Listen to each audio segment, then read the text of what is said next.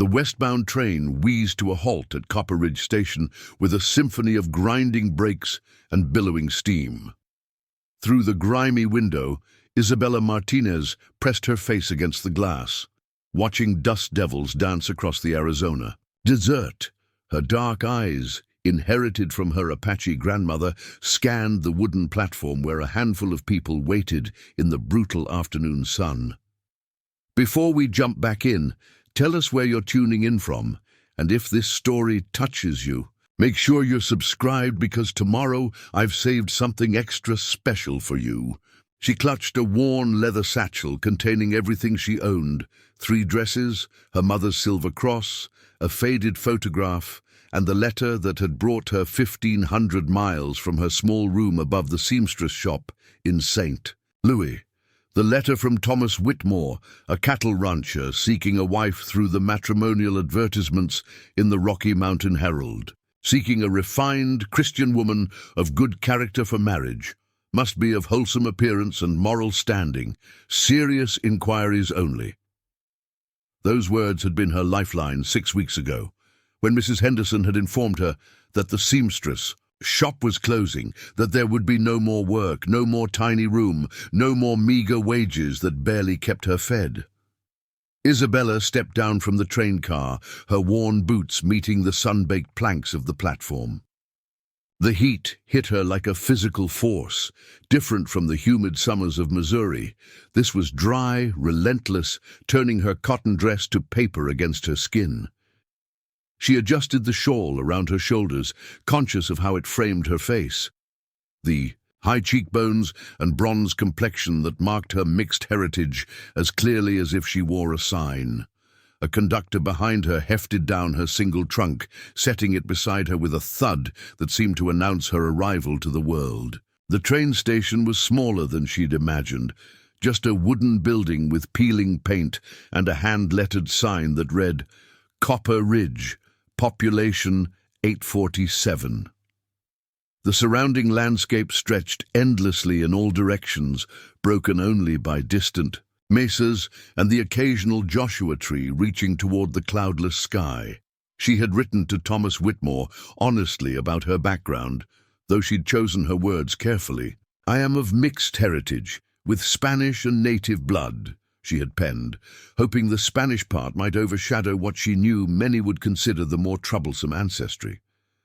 Her grandmother, Ayana, had been full Apache, captured as a young woman during the Indian Wars and eventually married to Isabella's Spanish grandfather.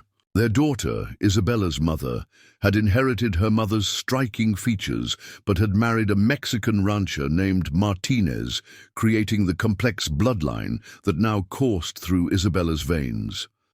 Thomas Whitmore had written back enthusiastically. His letters spoke of a prosperous ranch, of his desire for companionship after 3 years of widowerhood, of his belief that a good woman could bring life back to his empty house. He'd sent money for her passage and promised to meet her at the station wearing a blue shirt and black hat. Isabella had spent the long train journey imagining their meeting, rehearsing the words she would say, picturing the life they might build together. Now, standing in the oppressive heat with dust settling on her skirts, she searched the sparse crowd for a man matching that description. There, near the hitching post, where several horses stood switching their tails against flies, a tall figure in blue shirt and black hat turned toward the train. Isabella's heart quickened as she lifted her hand in a tentative wave. The man approached, with confident strides, his boots striking the platform with purpose. As he drew closer, Isabella could see he was handsome in a rugged way, with fair hair visible beneath his hat and pale eyes that swept over her with obvious appraisal. But something in his expression shifted as he took in her appearance, his confident smile faltering slightly. "Miss Martinez," his voice carried a slight drawl, pleasant, but now edged with uncertainty. "Yes, Mr. Whitmore. I'm so pleased to finally meet you." Isabella stepped forward, extending her hand in greeting. She had practiced this moment, had imagined herself poised and gracious, worthy of the respect any prospective bride deserved. Thomas Whitmore did not take her offered hand. Instead, he removed his hat and ran his fingers through his hair, his pale eyes traveling from her dark hair to her bronze skin to the distinctive shape of her features. The silence stretched between them like a held breath, broken only by the distant sound of the train preparing for its next departure. "There's been some misunderstanding," he said finally, his voice carefully controlled. "In your letters you said you were of Spanish heritage. I am. My grandfather was from Sonora. But you didn't mention the other part." His eyes had hardened now, no longer the warm gaze she'd imagined from his letters. "You didn't mention you were half Indian." The words hit Isabella like a physical blow. She had known this moment might come, had dreaded it, but Thomas Whitmore's correspondence had seemed so kind, so accepting. She'd allowed herself to hope that perhaps here, in the vast openness of Arizona territory, her mixed blood might matter less than her character. "I told you I was of mixed heritage," she said quietly, fighting to keep her voice steady. "I was honest about my background. Mixed heritage could mean anything, Irish and German, French and English. Not," he gestured vaguely at her face, "not this." A small crowd had begun to gather, drawn by the obvious tension of the scene. Isabella became aware of whispered conversations, of curious stares from other passengers who had disembarked from the train. An elderly woman in a feathered hat shook her head disapprovingly. Two men near the freight office had stopped their conversation to watch the drama unfold. "I understand your concern," Isabella said, though the words tasted bitter in her mouth. "Perhaps we could speak privately, away from—" "There's nothing to discuss." Thomas Whitmore's voice had grown louder, as if he wanted the gathering crowd to hear his rejection clearly. "I run a respectable ranch. I employ good Christian men who work hard and expect their boss to maintain certain standards. I can't bring home a squaw and expect them to respect her as the lady of the house." The word squaw struck Isabella like a slap. She had heard it before, whispered behind hands or spat with deliberate cruelty, but never applied it to her so publicly, so casually. Her cheeks burned with humiliation, but she forced herself to stand straighter, to meet his gaze with as much dignity as she could muster. "I'm not a squaw, Mr. Whitmore. I am a Christian woman, educated and refined. I can read and write in 3 languages. I manage the books for Mrs. Henderson's shop in St. Louis. I attend church every Sunday, and—" "You can paint yourself with all the civilization you want," Thomas interrupted, his voice carrying across the platform. "But breeding tells, doesn't it? And I won't have Apache blood in my house or bearing my children." Several people in the crowd murmured agreement. Isabella heard someone say, "Quite right, too." And another voice added, "Can't trust them, people." The elderly woman with the feathered hat nodded approvingly, as if Thomas Whitmore had made a particularly wise decision. Isabella's hands trembled as she reached into her satchel and withdrew his letters, the pages worn soft from repeated reading during the long journey west. "You wrote to me about loneliness," she said, her voice barely audible above the murmur of the crowd. "You said you wanted someone to share your life, someone who understood hardship and could appreciate the beauty of this land. You said character mattered more than circumstances of birth." Thomas Whitmore glanced at the letters, but didn't take them. "That was before I knew what you really were. What I really am is a woman who traveled 1,500 miles to meet a man who seemed kind and decent in his correspondence. What I really am is someone who sold everything she owned for train fare because she believed your words about wanting a true partnership." Isabella's voice grew stronger as anger began to override her humiliation. "What I really am is apparently more honest than you are, because at least I told the truth about my heritage." For a moment, Thomas Whitmore looked almost ashamed. His eyes flickered away from hers, and Isabella thought she saw a hint of the man who had written those warm, hopeful letters. But then someone in the crowd called out, "You tell her, Tom!" and his expression hardened again. "I'm sorry you made the journey for nothing," he said with forced politeness. "But I'm sure you understand that a man has to think about his reputation, his business. There's nothing personal in it. Everything about it was personal, but Isabella didn't waste her breath pointing that out. She had heard the finality in his tone, seen the closed expression on his face. The crowd was watching with the fascination. People reserved for public disasters, waiting to see if she would break down, if she would beg or argue or make a scene that would provide them with gossip for weeks to come. Instead, Isabella Martinez gathered what remained of her dignity around her like armor. She picked up the handle of her trunk, testing its weight, then looked Thomas Whitmore directly in the eye. "You're right about one thing," she said clearly. "There has been a misunderstanding. I thought I was corresponding with a man of honor and character. I was wrong about that, just as you were wrong about me." She turned away from him, away from the crowd with their curious stares and whispered comments, and began walking toward the main street of Copper Ridge. Her trunk was heavy, too heavy to carry far, but she pulled it behind her with determined steps, the wheels bumping over the uneven planks of the platform. Behind her, she heard Thomas Whitmore call out, "The next eastbound train leaves tomorrow morning." But Isabella didn't turn around. She had come too far and sacrificed too much to retreat at the first sign of adversity. She had no idea what she would do or where she would go, but she would not give the satisfaction of watching her board a train back to the poverty and hopelessness she had left behind.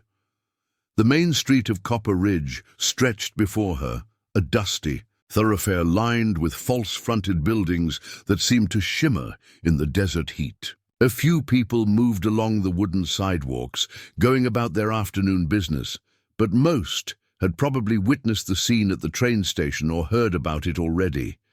Word traveled fast in small towns, especially when it concerned rejection and scandal. Isabella found herself studying each face she passed, wondering if they had been part of the crowd, wondering what they thought of the Half-Apache woman dragging her worldly possessions down their street like a refugee. Some looked away quickly when they met her eyes. Others stared with open curiosity. A few nodded politely, their expressions carefully neutral.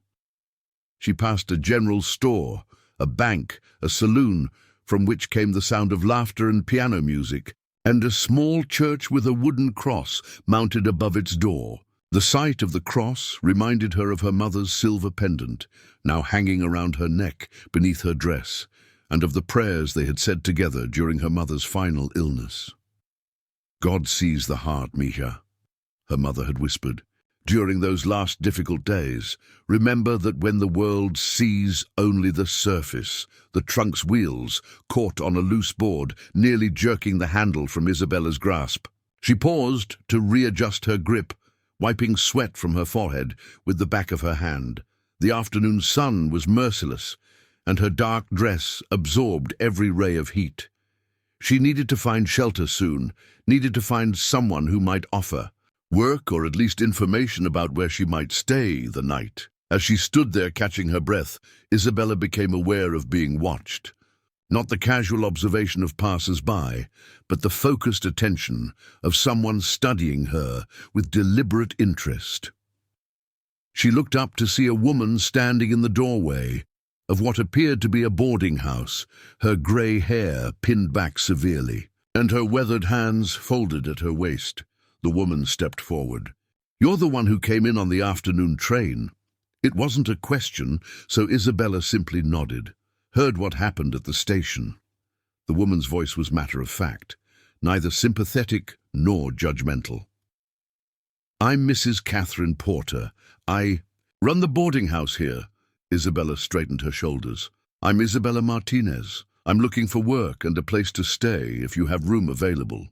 Mrs. Porter's pale blue eyes assessed her carefully, taking in the quality of her dress despite its travel wear, the careful arrangement of her hair, the way she held herself despite the obvious exhaustion and humiliation of the afternoon.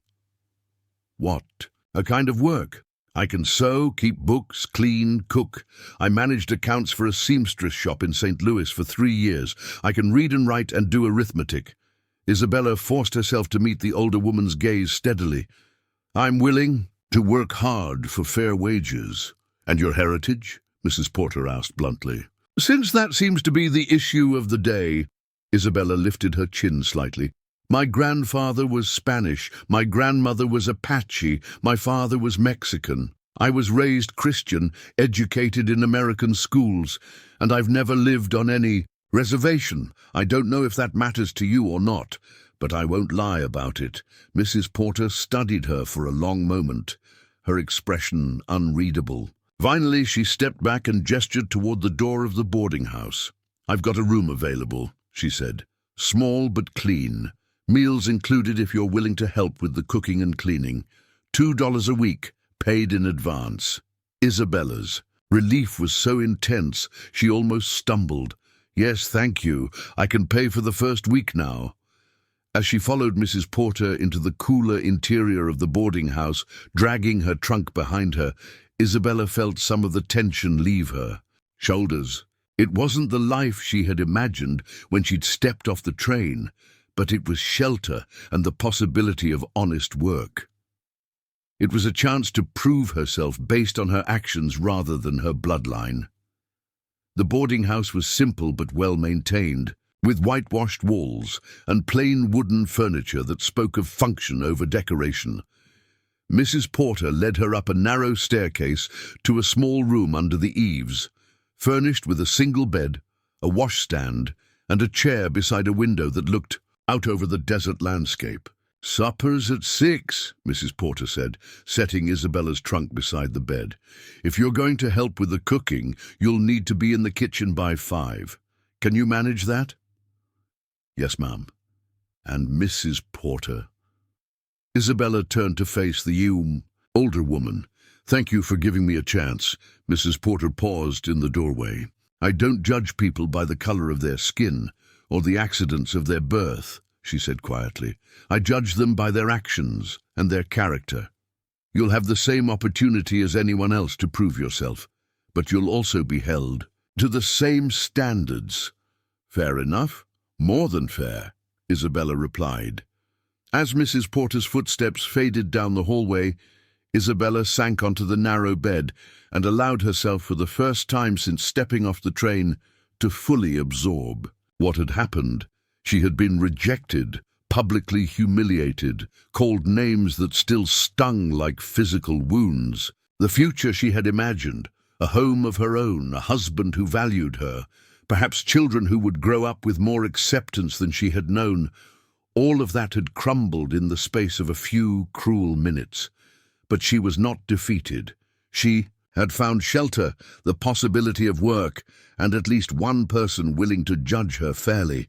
It was not what she had planned, but it was a beginning. And as her grandmother Ayana had always said, the strong tree bends in the storm but does not break. Isabella unpacked her few belongings, hanging her dresses in the small wardrobe and placing her mother's photograph on the washstand where she could see it each morning. Then she washed the dust from her face and hands, straightened her hair, and prepared to go downstairs to help with supper. Preparing and narrating this story took us a lot of time, so if you are enjoying it, subscribe to our channel. It means a lot to us. Now back to the story. Tomorrow would bring new challenges, new opportunities to prove herself. Tonight, she would cook and serve and clean, and she would do it with the same dignity and grace her mother had taught her to maintain, regardless of circumstances. The sun was beginning to set beyond her window, painting the desert in shades of gold and rose. It was beautiful in a harsh, unforgiving way, much like the new life she was about to build for herself in this place that had already shown her both its cruelty and its unexpected kindness. The kitchen of Porter's boarding house hummed with quiet efficiency as Isabella learned the rhythms of her new life. 3 days had passed since her arrival, and she had thrown herself into work with desperate determination. She rose before dawn to help Mrs. Porter prepare breakfast for the 8 boarders. mostly miners, a traveling salesman, and an elderly schoolteacher named Miss Abernathy, who had come west for her health. Isabella's hands moved steadily as she kneaded bread dough, the repetitive motion soothing her restless thoughts. Through the kitchen window, she could see the main street of Copper Ridge beginning to stir with morning activity. The sight of Thomas Whitmore's ranch wagon parked outside the general store made her stomach clench, but she forced herself to focus on her task. "You've got good hands for baking," Mrs. Porter observed, checking the consistency of the dough. "Light touch. That's not something you can teach." "My mother showed me when I was young. She said bread was like trust. It had to be handled gently or it would never rise properly." Mrs. Porter's weathered face softened slightly. "Sounds like a wise woman." She was. Isabella shaped the dough into loaves, placing them in the warming oven. She used to say that some people would always judge her children by their blood, but that didn't mean we had to accept their judgment as truth. The older woman studied Isabella with sharp eyes. "And do you accept their judgment?" Isabella paused, flour dusting her forearms. "I'm trying not to, but it's harder than she made it sound." Their conversation was interrupted by heavy footsteps on the front porch, followed by a sharp knock at the door. Mrs. Porter wiped her hands on her apron and went to answer it, leaving Isabella to continue her work. She could hear voices from the front room, Mrs. Porter's measured tones, and a man's voice she didn't recognize, though something about it made her uneasy. "Isabella," Mrs. Porter called from the doorway. "There's someone here to see you." Isabella's heart jumped. Perhaps Thomas Whitmore had reconsidered, had realized his mistake and come to apologize. She smoothed her hair and checked her appearance in the small mirror beside the door before walking to the front room. A stranger stood in the center of the parlor, hat in hand, but his expression held none of the contrition she had hoped to see. He was younger than Thomas Whitmore, perhaps 30, with sandy hair and the kind of pale complexion that burned rather than tanned in the desert sun. His clothes marked him as a man of some prosperity, good boots, well-tailored coat, a gold watch chain visible across his vest. "Miss Martinez, I'm Daniel Crawford. I own the mercantile here in town." He didn't offer his hand, keeping his distance, as if her heritage might be contagious. "I understand you're looking for employment." Isabella glanced at Mrs. Porter, who stood nearby with her arms crossed and her expression unreadable. "Yes, sir, I am. I've heard about your situation. Unfortunate business. What happened at the station?" His tone suggested he found it more scandalous than unfortunate. "But I believe in Christian charity, and I might have to work for someone in your position." Something in his phrasing, "someone in your position," made Isabella's skin crawl, but she needed work desperately. Her savings would last perhaps another week, and she couldn't impose on Mrs. Porter's kindness indefinitely. "What kind of work?" she asked carefully. "Cleaning mostly. The store gets dusty, and my wife finds the work too taxing in her condition." He paused, his pale eyes traveling over Isabella's face and figure with uncomfortable intensity. "She's expecting our third child, you understand? Needs help with the household duties as well." Isabella felt a flicker of hope. Domestic work was honest employment, and if Mrs. Crawford was with child, she would genuinely need assistance. "I'd be grateful for the opportunity, Mr. Crawford. What would the wages be?" "Well, now, that's where we need to be realistic." Daniel. Crawford's smile was patronizing, the expression of a man accustomed to dictating terms. "Given your circumstances, and the fact that decent employment is hard to come by for someone of your background, I think 50 cents a week would be more than fair." Isabella blinked, certain she had misheard. 50 cents, plus one meal a day, of course. You can't expect the same wages as a white woman, surely. You must understand that having you in my store, in my home, around my children, is something of a risk for me. If word gets out that I'm employing a half-breed, well, it could hurt my business considerably. The casual cruelty of his words hit Isabella like a physical blow. 50 cents a week was barely enough to buy food for 2 days, let alone pay for lodging.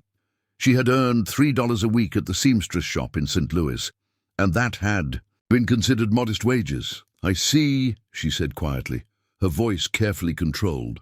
"And what exactly would my duties include?"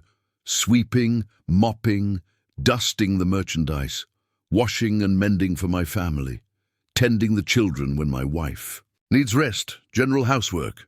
He paused, his eyes narrowing slightly. "And you'd need to be discreet. Come early, before most customers arrive. Leave through the back door. We can't have people thinking I'm giving special treatment to your kind." Mrs. Porter made a sound of disgust from across the room. "That's insulting, Daniel Crawford, and you know it. Now, Catherine, I'm offering honest work when no one else will. That's more Christian charity than most would show." He turned back to Isabella. "Of course, if you think you can do better elsewhere—" Isabella's throat tightened with humiliation and rage. She wanted to throw his insulting offer back in his face, to tell him exactly what she thought of his Christian charity. But the cruel mathematics of her situation were undeniable. She had nowhere else to go, no other prospects for employment. Even 50 cents a week was better than nothing. "I need time to consider your offer," she managed to say. "Don't take too long deciding. I'm doing you a favor here, but I won't keep the position open indefinitely." Daniel Crawford placed his hat back on his head and adjusted it carefully. "Good day, Mrs. Porter. Miss Martinez." After he left, Isabella sank into one of the parlor chairs, her legs suddenly unsteady. Mrs. Porter sat across from her, her face flushed with anger. 50 cents a week," the older woman muttered. "Highway robbery is what that is, and treating you like you should be grateful for it." "Maybe I should be," Isabella said, staring at her hands. "Maybe he's right.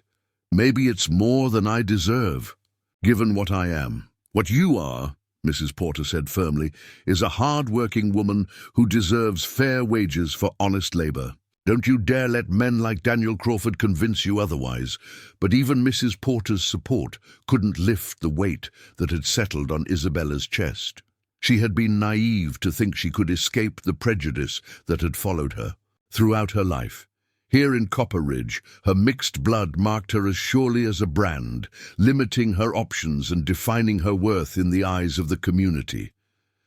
That afternoon, while helping Mrs. Porter prepare dinner, Isabella overheard a conversation between two of the boarders that confirmed her worst fears. The men, both minors, were discussing her situation with the casual callousness of those who felt their opinions mattered. "Heard Crawford offered her work," one said. "More than she deserves, if you ask me." Tom Whitmore had the right idea. "Sending her packing," the other replied.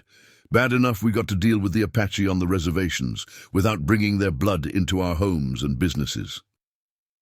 "My cousin fought in the Indian Wars," the first man continued. "Lost 2 fingers to an Apache arrow. Says you can never trust them no matter how civilized they pretend to be. It's in their nature to be savage." Isabella's hands trembled as she sliced vegetables for the stew, the knife slipping dangerously close to her fingers. She wanted to burst into the dining room and confront these men, to demand they see her as an individual rather than the embodiment of their fears and prejudices. But she knew it would only make things worse, would probably cost her the fragile security she had found at the boarding house. The next morning brought another humiliation. Isabella had ventured into town to purchase thread for mending some of Mrs. Porter's linens when she encountered a group of women outside the church. They were well-dressed ladies of the community, the wives of businessmen and ranchers who set the social tone for Copper Ridge. "That's her," one whispered loudly enough for Isabella to hear. "The Indian girl who tried to trap Tom Whitmore into marriage." "Disgraceful," another replied. "Using deception to trick a decent man like that?" "I heard she claimed to be Spanish in her letters," a third woman added. "Bold as brass, lying about her breeding. Isabella quickened her pace, hoping to avoid a confrontation, but the women blocked her path on the narrow sidewalk.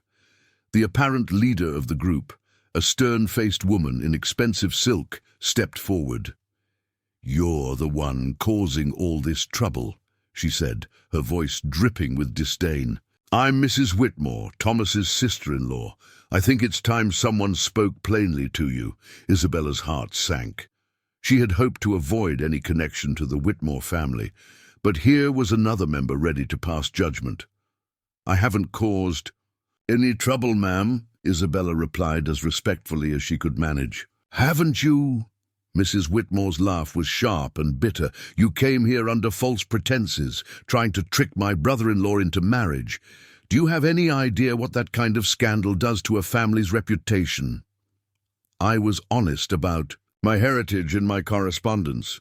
"You were deliberately misleading," Mrs. Whitmore interrupted. "And now you're lingering in town, probably hoping to cause more problems.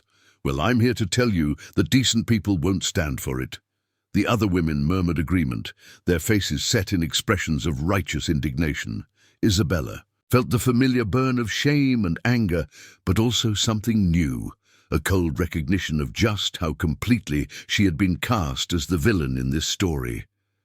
"What exactly are you asking me to do?" Isabella asked quietly. "Leave," Mrs. Whitmore said bluntly. "Take the next train east and go back where you came from. Find your own kind and stop trying to insert yourself where you don't belong. This is a free country," Isabella replied, lifting her chin despite the tremor in her voice. "I have as much right to be here as anyone." "Rights?" Mrs. Whitmore's voice rose dangerously. "You think your rights matter more than the peace and safety of this community? Your people have been murdering and scalping decent folks for generations, and now you want to waltz into our town and demand acceptance?" "My people," Isabella said with quiet dignity, "include Mexican ranchers, Spanish settlers, and yes, Apache. But they also include the woman who raised me to be Christian and kind, who taught me to read and write and work honestly for my living. If you can't see past my blood to judge me by my character, that says more about you than it does about me." The slap came without warning, Mrs. Whitmore's gloved hand striking Isabella's cheek with enough force to snap her head to the side. The sound echoed off the buildings, drawing stares from passers-by who had stopped to witness the confrontation. "How dare you speak to me that way?" Mrs. Whitmore hissed. "You forget your place, girl." Isabella's cheek burned, but she didn't lift her hand to touch it. She wouldn't give these women the satisfaction of seeing her break down. Instead, she straightened her shoulders and looked Mrs. Whitmore directly in the eye. "My place," she said, "clearly is wherever I choose to make it, and it won't be determined by women who think their breeding gives them the right to strike others in the street." She stepped around the group and continued on her way, feeling their shocked stares following her down the sidewalk. But the victory felt hollow. The encounter had driven home the reality of her situation with brutal clarity. She wasn't just facing individual prejudice. She was up against the entire social structure of the community, a wall of combined hostility that seemed impossible to breach.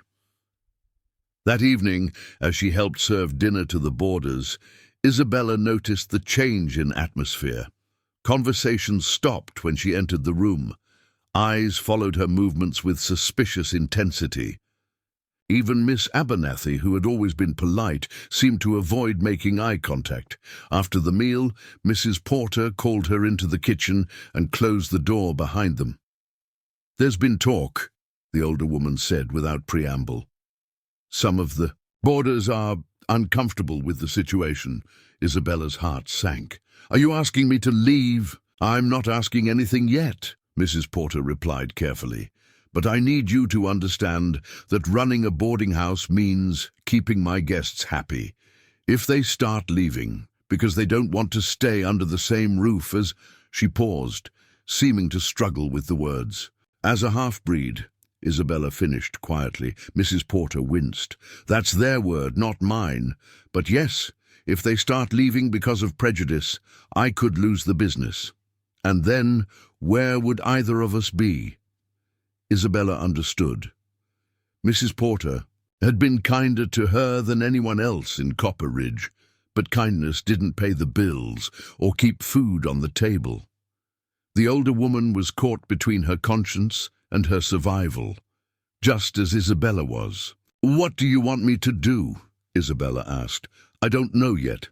Let me think on it, but Isabella." Mrs. Porter reached out and touched her arm gently. "Whatever happens, don't let them convince you that you're less than you are. You're a good woman, and anyone with sense can see that. But sense," Isabella reflected bitterly, seemed to be in short supply in Copper Ridge.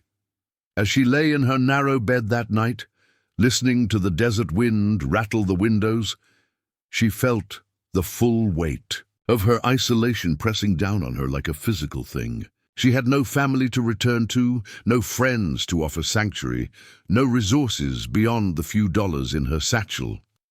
For the first time since her mother's death, Isabella Martinez allowed herself to cry. Not the quiet tears of grief she had shed over her mother's grave, but deep, wrenching sobs that seemed to tear something loose inside her chest. She cried for the dreams that had died at the train station, for the cruelty of people who judged her by her blood rather than her heart, for the terrible loneliness of being unwanted and unwelcome in the only world she had ever known. But even as she wept, a part of her, the part that carried her grandmother's Apache strength and her mother's Spanish pride, refused to surrender. Tomorrow would bring new challenges, new humiliations, perhaps even the loss of her shelter at the boarding house. But she would face them standing upright, with her dignity intact and her spirit unbroken. She was Isabella Martinez, daughter of 3 proud peoples, and she would not be driven away by fear and hatred. Somehow, some way, she would find her place in this harsh land, and perhaps if she was very fortunate, she would find someone who could see past the accidents of her birth to the woman she had chosen to become. Isabella woke before dawn on her 7th day in Copper Ridge to find Mrs. Porter sitting at the kitchen table with a cup of coffee growing cold between her weathered hands. The older woman's face bore the haggard look of someone who had wrestled with conscience throughout a sleepless night.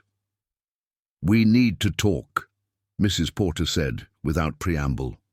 Isabella's stomach dropped, but she nodded and took the chair across from her landlady. Through the window, the desert landscape was painted in shades of grey and purple, waiting for the sun to bring it to life. "2 more boarders gave notice yesterday," Mrs. Porter began, her voice heavy with regret. "Said they wouldn't stay in a place that harbors Indians. The Jameson brothers. They've been with me for 8 months, steady paying customers." Isabella folded her hands in her lap to keep them from trembling.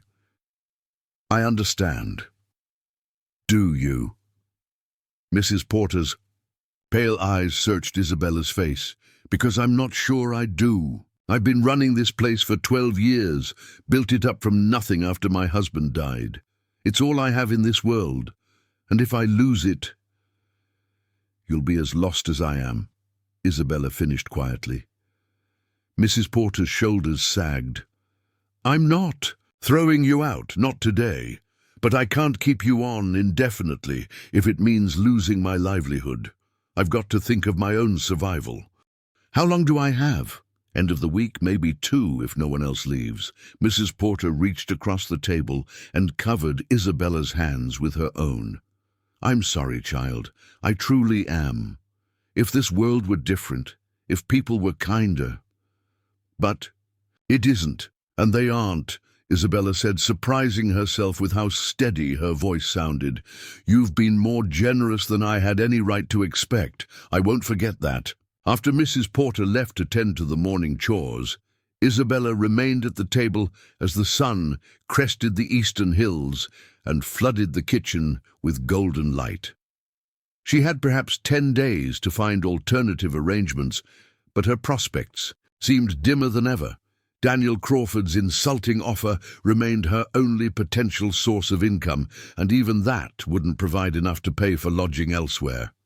She dressed carefully and braided her dark hair with particular attention, as if proper grooming could somehow armor her against the day ahead. The face that looked back at her from the small mirror showed strain around the eyes, but no surrender. Her grandmother Ayana had often spoken of the importance of maintaining dignity in the face of adversity, of walking tall even when the world tried to force you to your knees. Isabella left the boarding house through the back door to avoid encounters with the remaining guests, and walked toward the edge of town where the desert began in earnest. She needed space to think, to plan, to somehow find a path forward through the maze of hostility that surrounded her. The morning air was crisp and clean, scented with sage and creosote bush. Her boots crunched on gravelly soil as she followed, a faint trail that wound between stands of palo verde and cholla cactus. In the distance, mountains rose like ancient sentinels against the brightening sky, their peaks touched with rose and gold. This landscape was nothing like the green hills of Missouri where she had grown up, yet something about its stark beauty spoke to her. Perhaps it was the Apache blood in her veins responding to the land her grandmother had known and loved. Or perhaps it was simply the appeal of a place that demanded strength and resilience from all who would survive there. As she walked, Isabella found her thoughts turning not forward to her uncertain future, but backward to the journey that had brought her to this moment of crisis. She had been so focused on escape from her previous life, the cramped room above the seamstress shop, the genteel poverty that had slowly strangled her dreams, that she hadn't truly considered what she might be walking into. Her correspondence with Thomas Whitmore had painted pictures in her mind of a different kind of life, a home of her own, a man who would value her companionship and partnership, perhaps children who would grow up with more opportunities than she had known. She had imagined herself presiding over a ranch kitchen, managing household accounts, hosting neighbors for Sunday dinner. Simple dreams, really, but they had sustained her through the long journey west. Now those dreams lay in ruins, as shattered as broken pottery. But as Isabella walked deeper into the desert morning, she began to wonder if the dreams themselves had been flawed from the beginning. Had she been seeking not love or partnership, but simply acceptance? Had she been so desperate to belong somewhere that she had been willing to reshape herself to fit another person's expectations? The trail led her to a small rise crowned with barrel cacti and bordered by a dry wash that would run with water only during the brief desert rains. Isabella settled herself on a flat boulder, her dark skirts spread around her, and gazed out over the vast expanse of high desert country. The silence was profound, not the empty quiet of loneliness, but a deeper stillness that seemed to invite contemplation.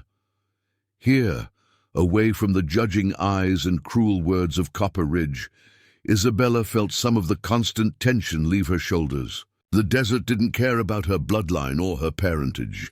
It demanded only that she respect its power and adapt to its harsh requirements. There was honesty in that, a purity that contrasted sharply with the hypocritical prejudice she had encountered in town.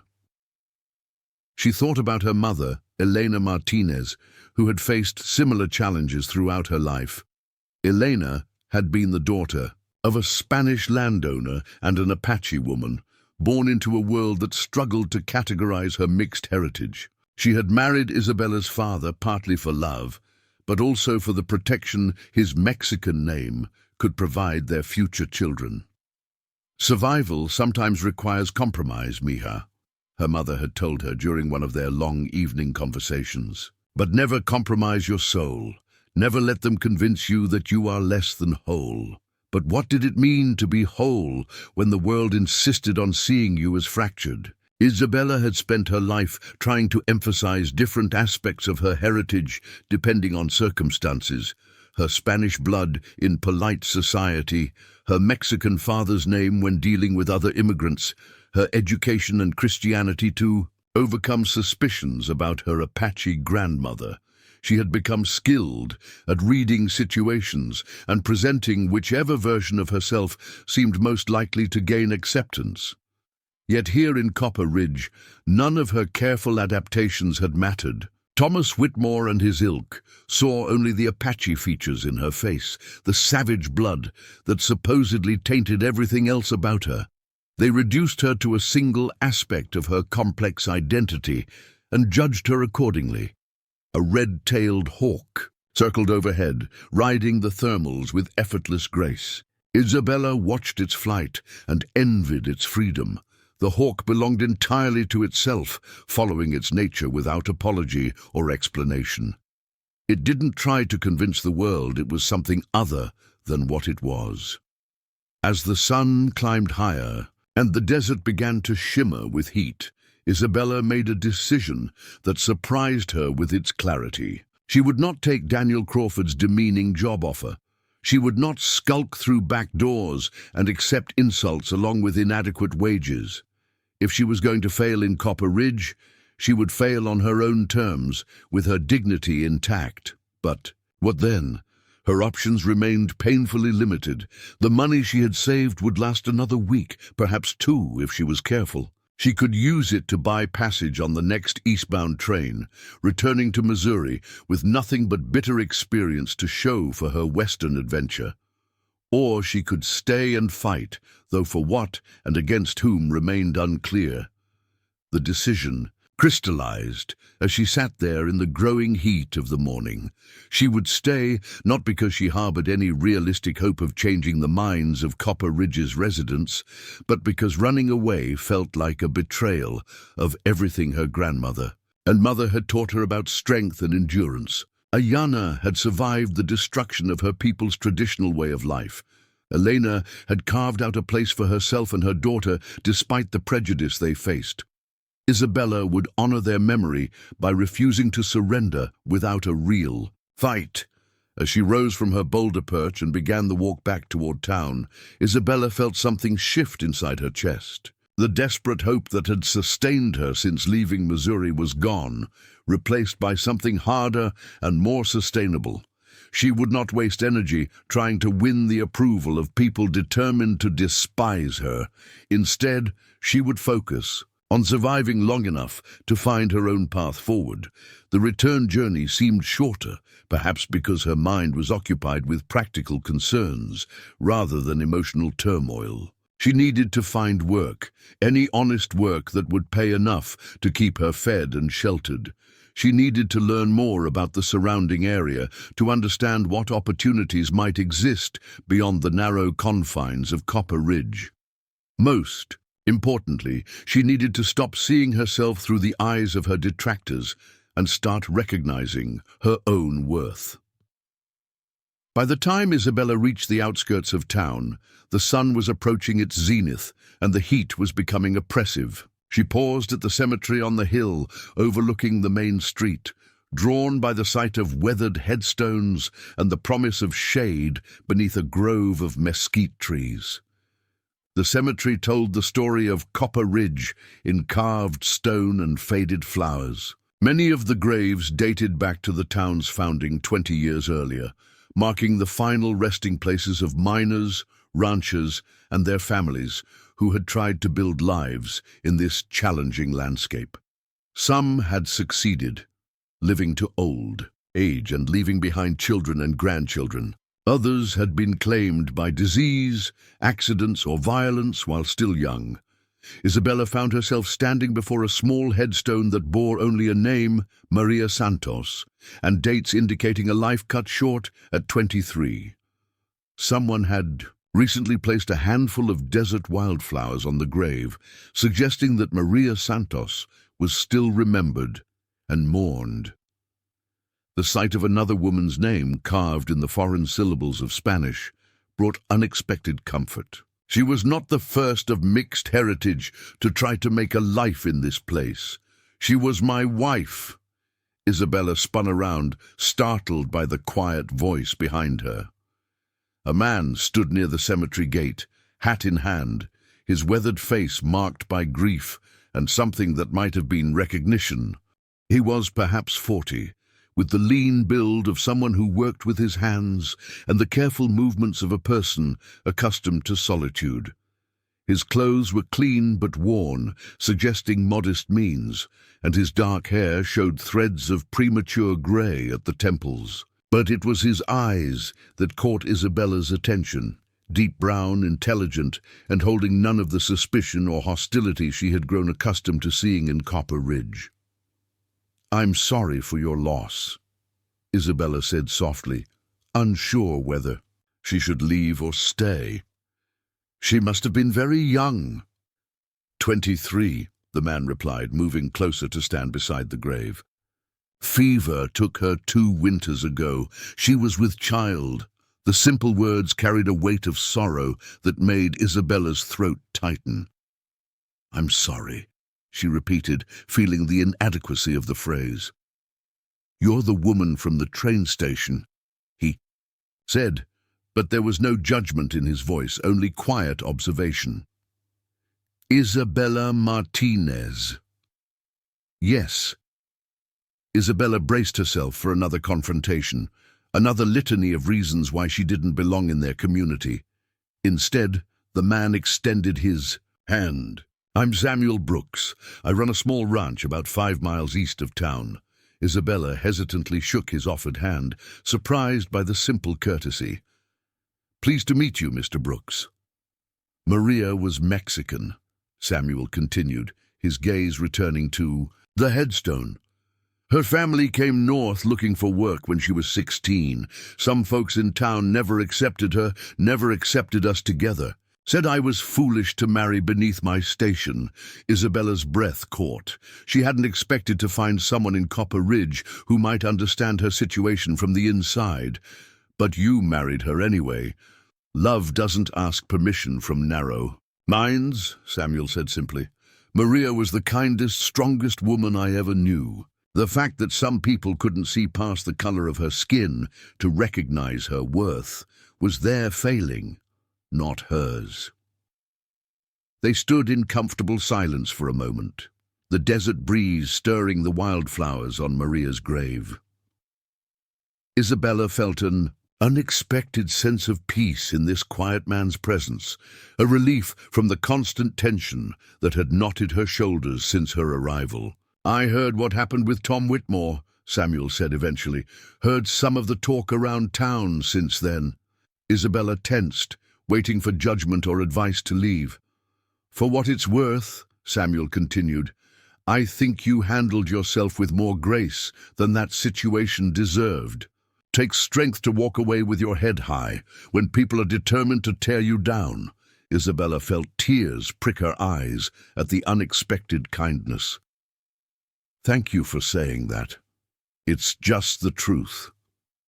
Samuel replaced his hat and adjusted it carefully. "If you ever need anything, work, a meal, someone to talk to who understands what it's like to love someone the world thinks you shouldn't, my ranch is 5 miles east on the old mining road. I can't miss it." He turned to go, then paused.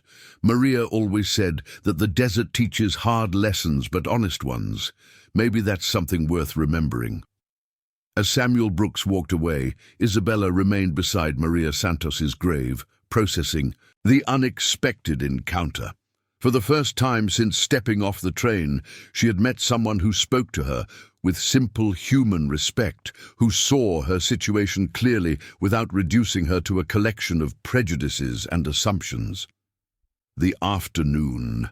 Shadows were lengthening by the time Isabella finally left the cemetery and walked back toward the boarding house. Her steps were steadier than they had been that morning, her spine a little straighter. She still faced an uncertain future, still had to navigate the hostility of a community determined to reject her, but she was no longer entirely alone. The desert wind carried the scent of coming evening, and somewhere in the distance, a coyote's call echoed across the vast landscape. Isabella Martinez walked toward whatever tomorrow might bring. her spirit battered but unbroken, ready to write the next chapter of her story on her own terms. As Isabella made her way back through town, she found herself observing Copper Ridge with new eyes. The false-fronted buildings that had seemed so promising when she first arrived now appeared smaller, meaner somehow. The people she passed on the wooden sidewalks moved with the purposeful stride of those who belonged, who had never questioned their place in the social order. A group of children playing marbles in the dust outside the barbershop fell silent. As she approached, their innocent games forgotten as they stared at her with the wide-eyed curiosity that adults had taught them to disguise as suspicion. One little girl, perhaps 6 years old with corn silk hair and a face dusted with freckles, smiled shyly before her older brother grabbed her arm and pulled her away. "Don't look at her, Mary," the boy hissed, loud enough for Isabella to hear. "Mama says she's dangerous." Isabella's steps faltered. What had she done to earn such a reputation? She had committed no crime beyond existing with the wrong ancestry, had caused no harm beyond disappointing a man's expectations. Yet somehow, in the space of a week, she had become a figure of fear and suspicion in the collective imagination of Copper Ridge. The general store's front window displayed bolts of calico and gingham, sacks of flour and sugar, tools and household goods that spoke of ordinary domestic life. Isabella paused to study the arrangement, remembering how she had once imagined herself selecting fabric for curtains in her own home, choosing supplies for her own kitchen.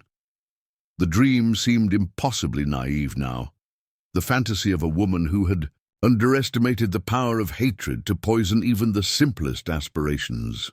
Through the window, she could see Daniel Crawford arranging merchandise on the shelves, his movements sharp with irritation. His wife, heavily pregnant and visibly exhausted, sat on a stool behind the counter, one hand pressed to her lower back.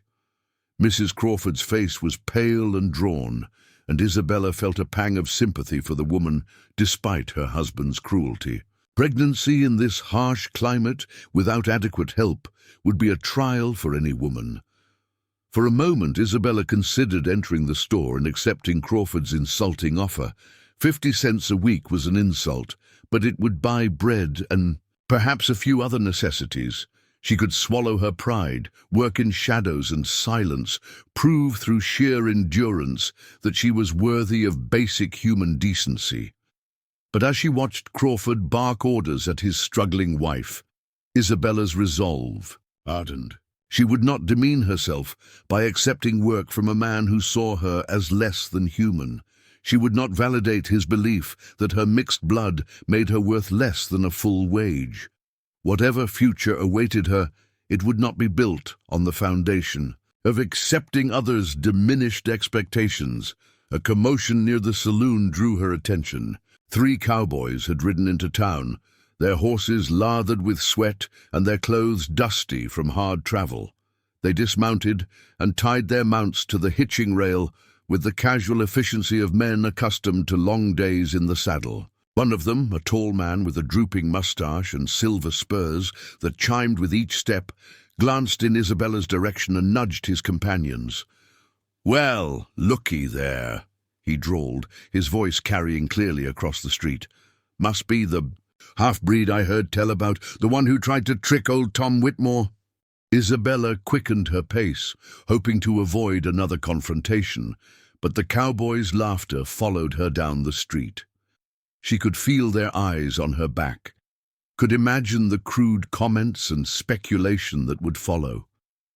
In their minds, she had already been reduced to an object of amusement, her humanity secondary to her entertainment value.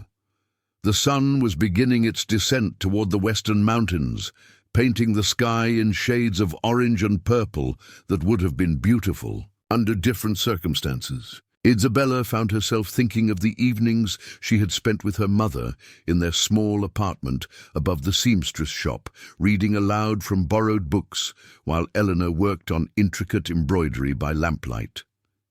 "Education is armor, mija," Her mother had often said, "They can take away your home, your money, even your name, but they cannot take away what you carry in your mind and heart."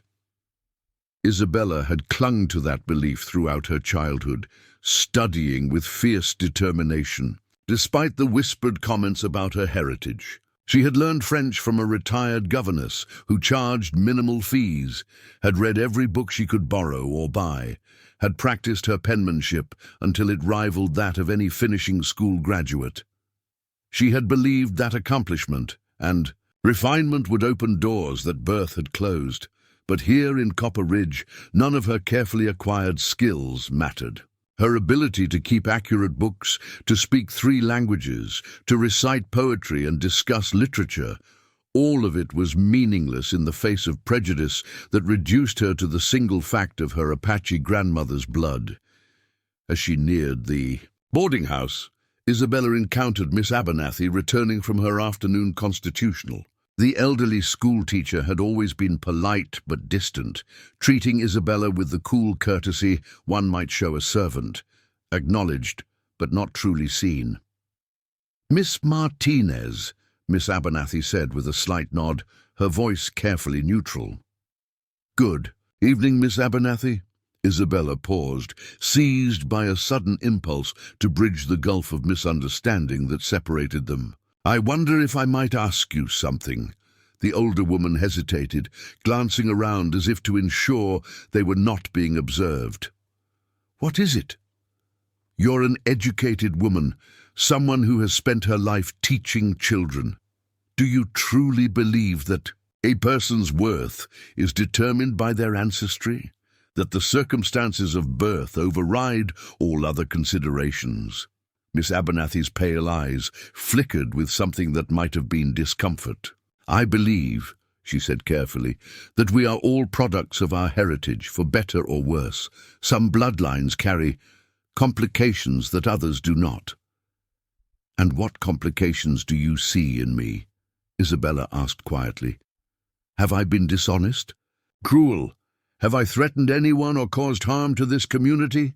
"It's not about what you've done," Miss Abernathy replied, her voice growing firmer. "It's about what you represent. The mixing of races leads to confusion.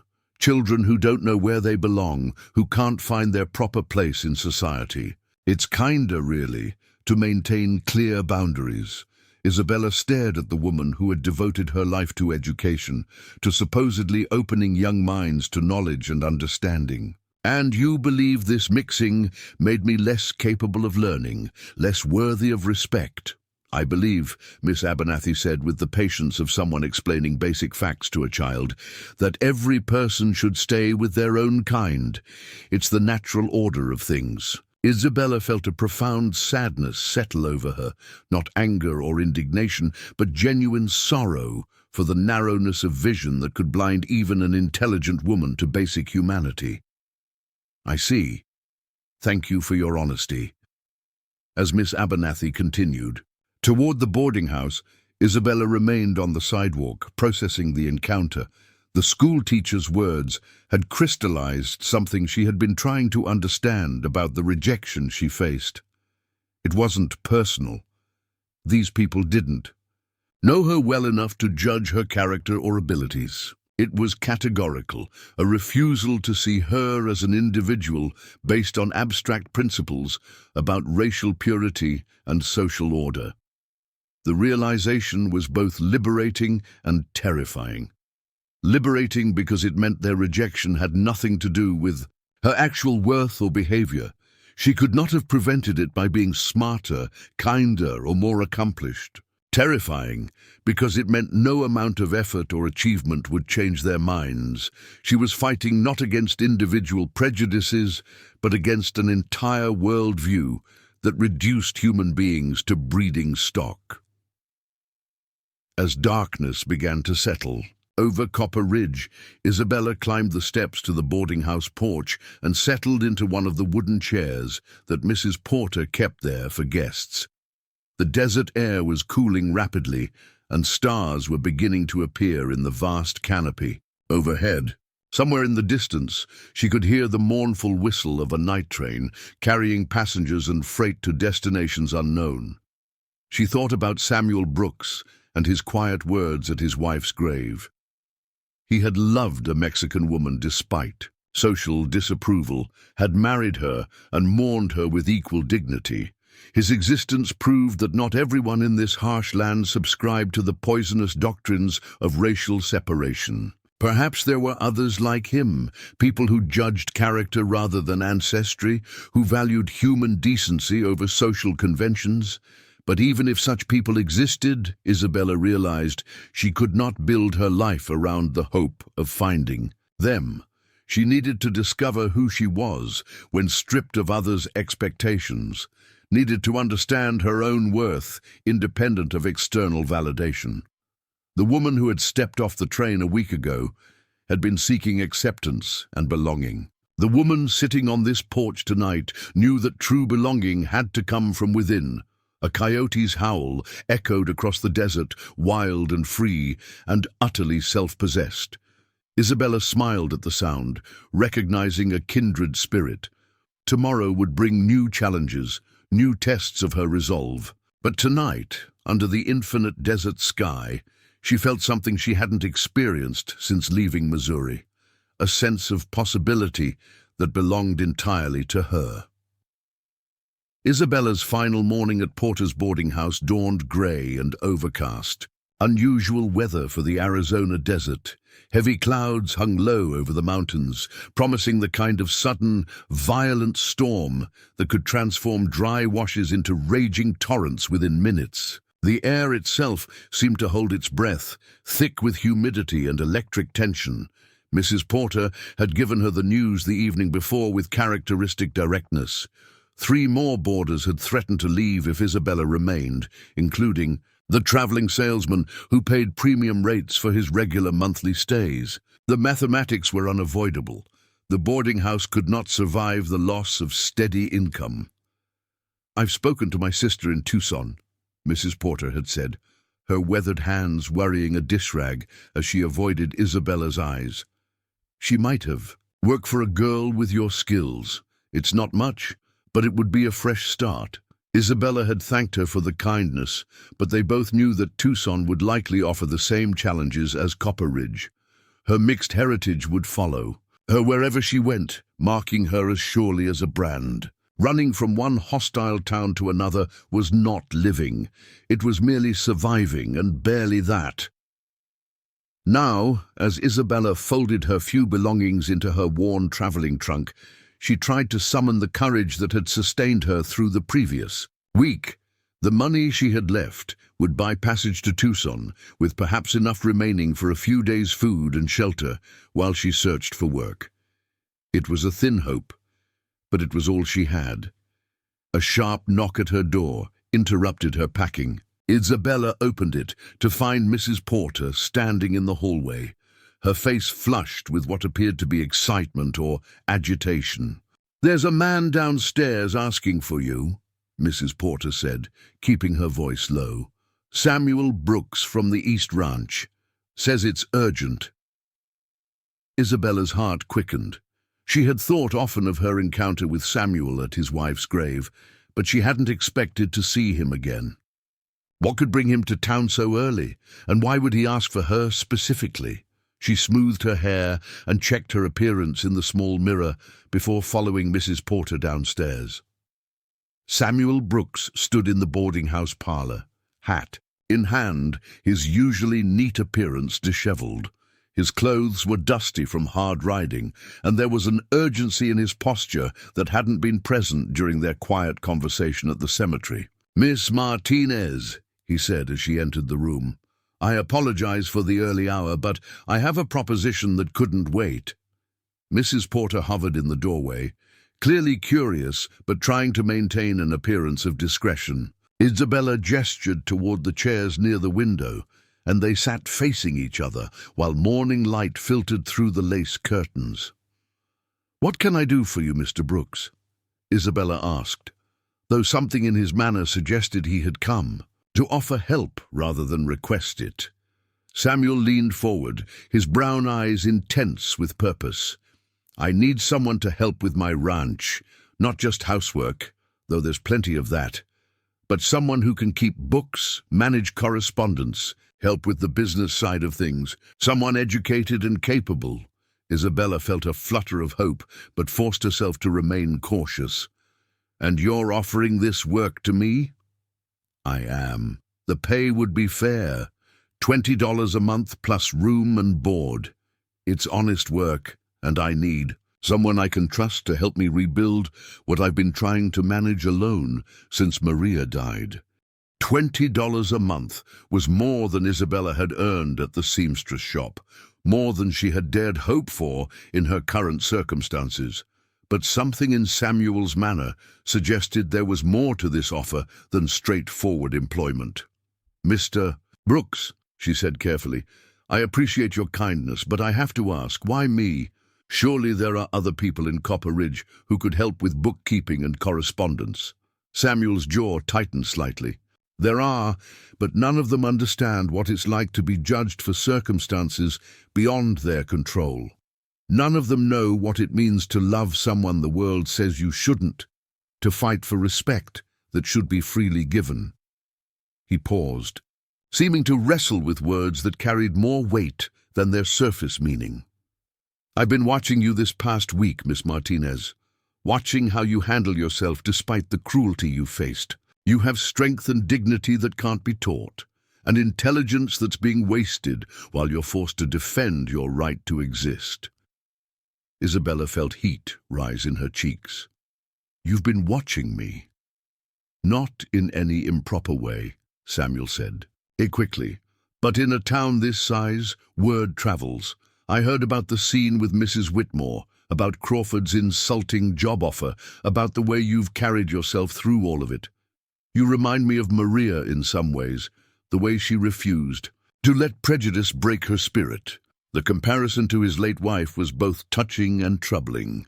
Isabella had learned to be wary of men who saw her as a replacement for someone they had lost, who projected their grief and longing onto an available woman who shared some superficial characteristics with their departed love. "I'm not your wife, Mr. Brooks," she said, gently but firmly. "I'm not Maria, and I can't be her for you." Samuel's eyes widened with surprise, then understanding. "I'm sorry. I've given you the wrong impression. This isn't about replacing Maria or finding someone to fill the hole she left behind. This is about two people who understand what it means to be outsiders, helping each other survive in a world that doesn't want us to succeed." "And what makes you an outsider?" Isabella asked, studying his weathered face. "You're a white man with your own land and business. Surely that grants you acceptance in places where I would be turned away." Samuel was quiet for a long moment, his gaze fixed on his hands. When he finally spoke, his voice carried a weight of old pain. "My family disowned me when I married Maria, called me a race traitor, said I'd contaminated the family name. The good Christian folks of Copper Ridge made it clear that my Mexican wife wasn't welcome in their social circles, which meant I wasn't either. We built our life apart from the town, apart from the people who thought themselves our betters." Isabella began to understand the depth of his isolation. While her ostracism was based on her heritage, his was a matter of choice. He had voluntarily separated himself from his own community by refusing to accept their prejudices. "After Maria died," Samuel continued, "I thought about leaving, starting over somewhere else, but this land holds her memory, and I'm not ready to let go of that. The ranch is all I have left of our dreams together."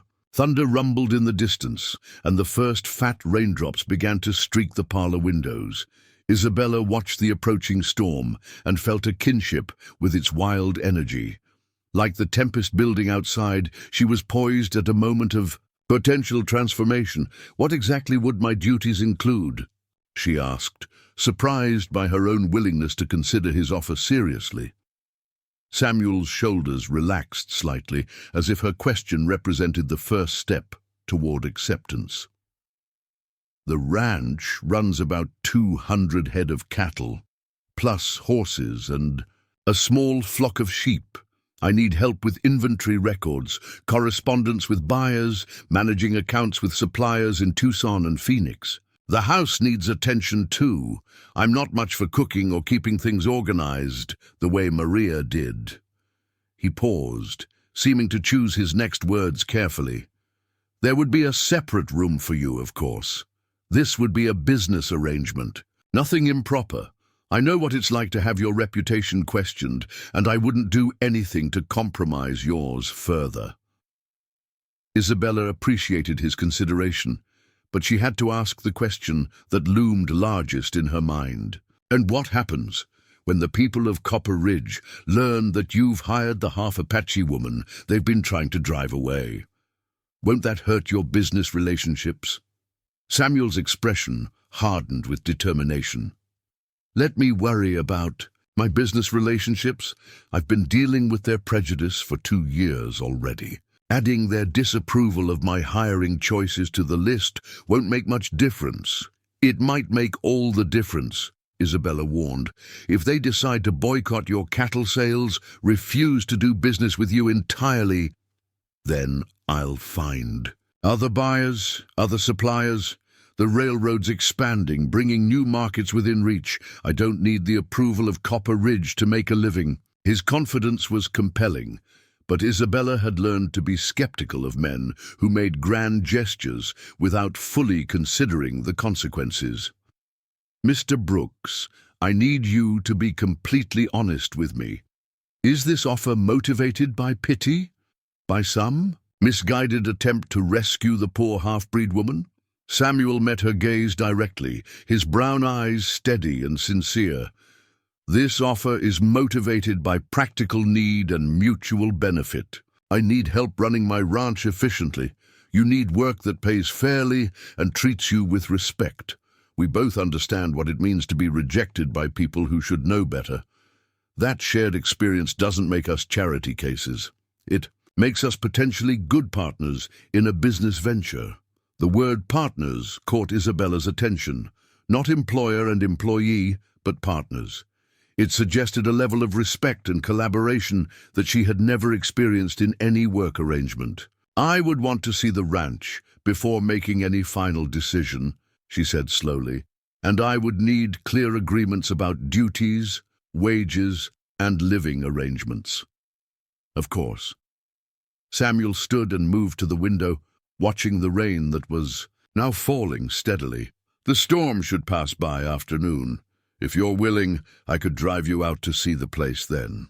Isabella looked around the boarding house parlor, taking in the simple furniture and faded wallpaper that had been her refuge for the past week. Mrs. Porter appeared in the doorway, her expression curious and concerned. Everything all right? The older woman asked.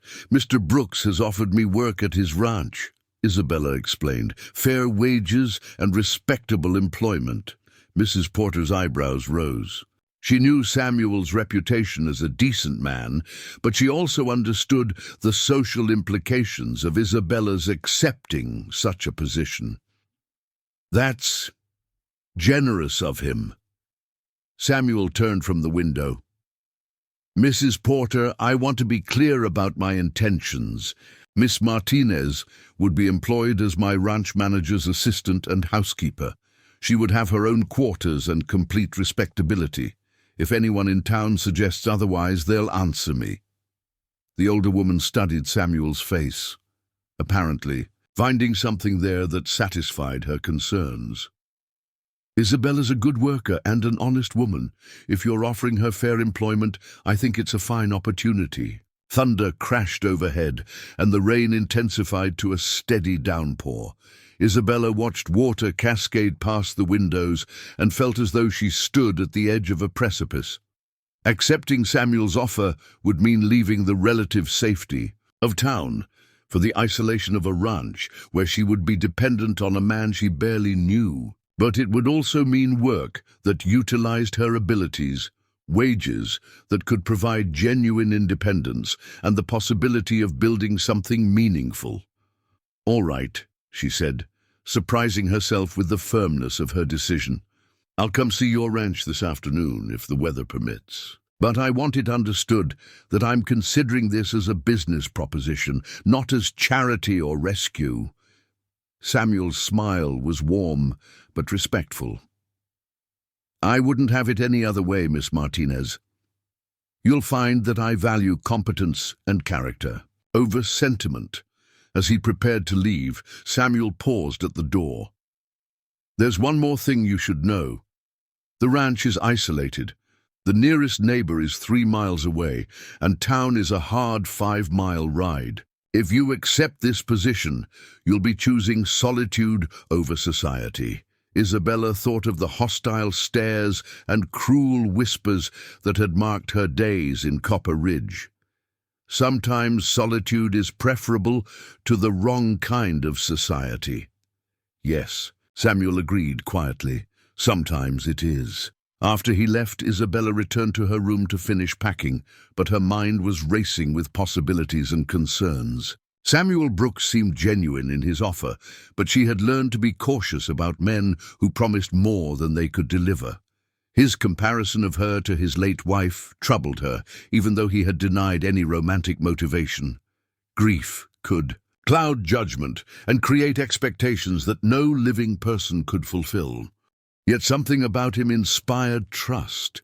His quiet dignity at Maria's grave, his matter-of-fact acknowledgement of their shared outsider status, his straightforward approach to what he called a business proposition, all of it suggested a man who dealt honestly with the world as it was, rather than as he wished it to be. The storm raged outside, transforming the desert landscape into something wild and primordial. Isabella watched lightning fork across the sky and felt an echo of its energy in her own chest. Change was coming, whether she chose it or not. The question was whether she would meet it as a victim of circumstances or as an active participant in shaping her own destiny. By noon, the storm had begun to clear, leaving the air clean and cool and the desert temporarily transformed by the gift of water. Wildflowers that had lain dormant in the soil would soon burst into bloom, their brief lives intense with color before the sun claimed them again. Isabella found the metaphor fitting as she prepared for her journey to Samuel Brooks's ranch. She was no longer the naive woman who had stepped off the train, seeking acceptance from people determined to reject her. She was someone harder and wiser, someone who understood that respect could not be given as charity, but had to be earned through competence and courage. If Samuel Brooks was offering her the chance to prove herself on those terms, then she would seize that opportunity with both hands.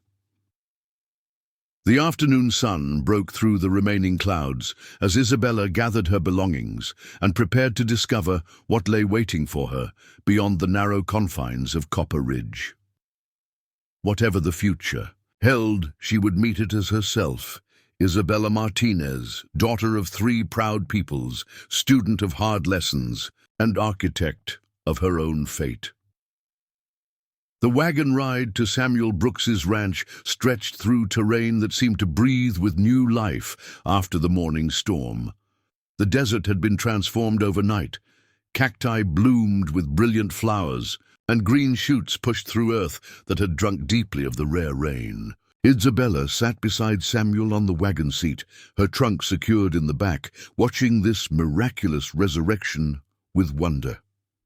"It happens fast out here," Samuel observed, following her gaze to a stand of Palo Verde trees heavy with golden blossoms. "The desert doesn't waste time when opportunity comes. Plants that looked dead yesterday will be covered in flowers by tomorrow." Isabella nodded, finding hope in the metaphor. Perhaps she too could bloom in this harsh landscape, could find ways to thrive that had been impossible in the constrained social gardens of more civilized places. The ranch buildings appeared gradually as they crested a low ridge, a modest adobe house with a covered porch, several outbuildings constructed of the same sun-dried brick, and corrals that spoke of working efficiency rather than show. The setting was austere but beautiful. nestled in a valley that provided shelter from the worst desert winds while offering sweeping views of the surrounding mountains. "It's not much to look at," Samuel said, with the self-deprecating tone of a man accustomed to making apologies for modest circumstances.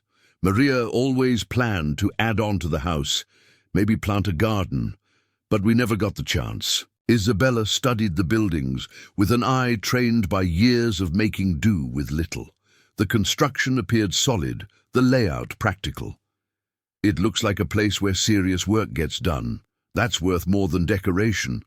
Samuel glanced at her with surprise, as if he had expected criticism rather than appreciation. "Maria used to say the same thing. She saw possibilities where I only saw problems." As they drew closer, Isabella could see the evidence of one man trying to manage work meant for a partnership. Fence rails sagged in places where repairs had been delayed, and the vegetable garden that should have been flourishing after the rain showed signs of neglect. The house itself seemed to sag slightly, not from structural weakness, but from the absence of the care and attention that turned a building into a home. Samuel helped her down from the wagon, his hands steadying her with careful propriety. "Would you like to see the house first, or the business aspects of the operation?" "The business, please. I want to understand what I would be getting into." They walked toward a small building that served as Samuel's office, passing corrals where several horses watched their approach with mild interest. Isabella noted the quality of the animals. Not expensive breeding stock, but sturdy, well-cared-for creatures that spoke of an owner who understood their value. The office was cramped but organized, with ledger books stacked on a scarred wooden desk and correspondence filed in makeshift categories. Samuel pulled out a chair for Isabella and spread several account books before her. "These are the records for the past year," he explained, his voice taking on the focused tone of a man discussing his livelihood.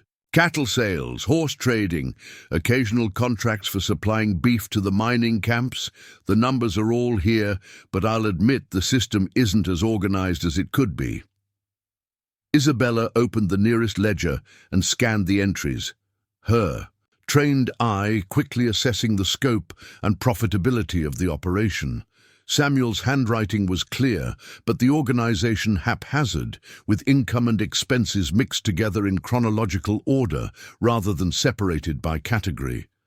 "You're making money," she observed, "but it's difficult to see the patterns without better organization. If you separated the accounts by type of transaction, tracked seasonal variations in cattle prices, organized supplier agreements by terms," she trailed off, realizing that her enthusiasm for bringing order to the chaos might seem presumptuous.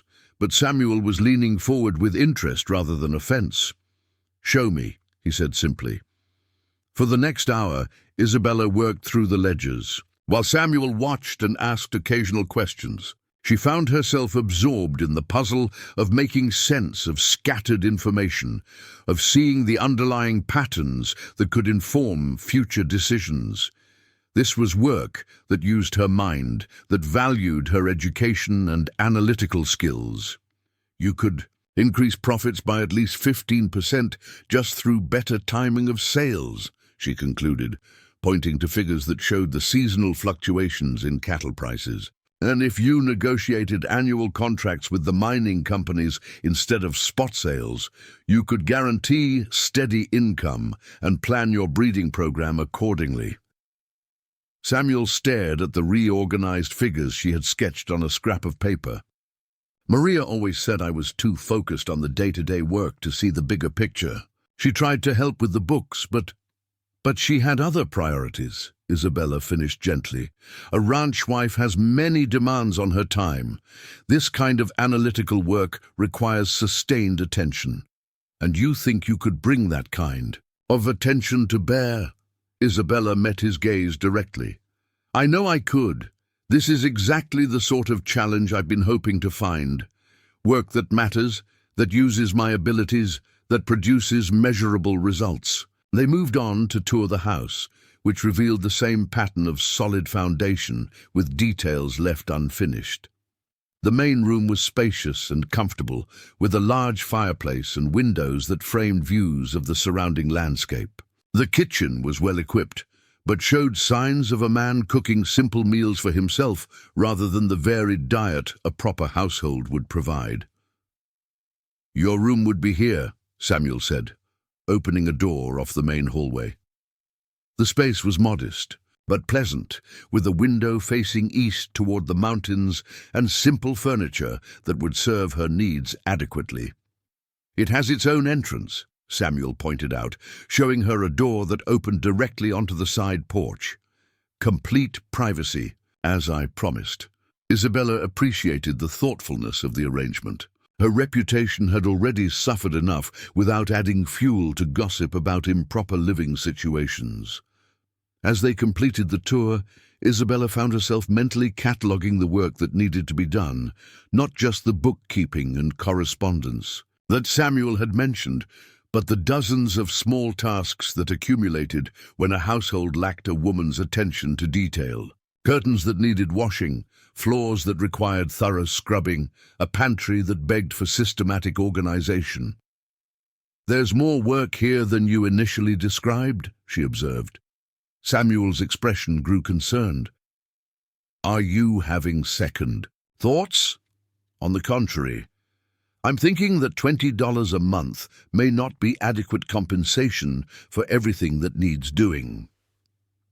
To her surprise, Samuel laughed, the first genuinely relaxed sound she had heard from him. "You drive a hard bargain, Miss Martinez. What would you consider fair?"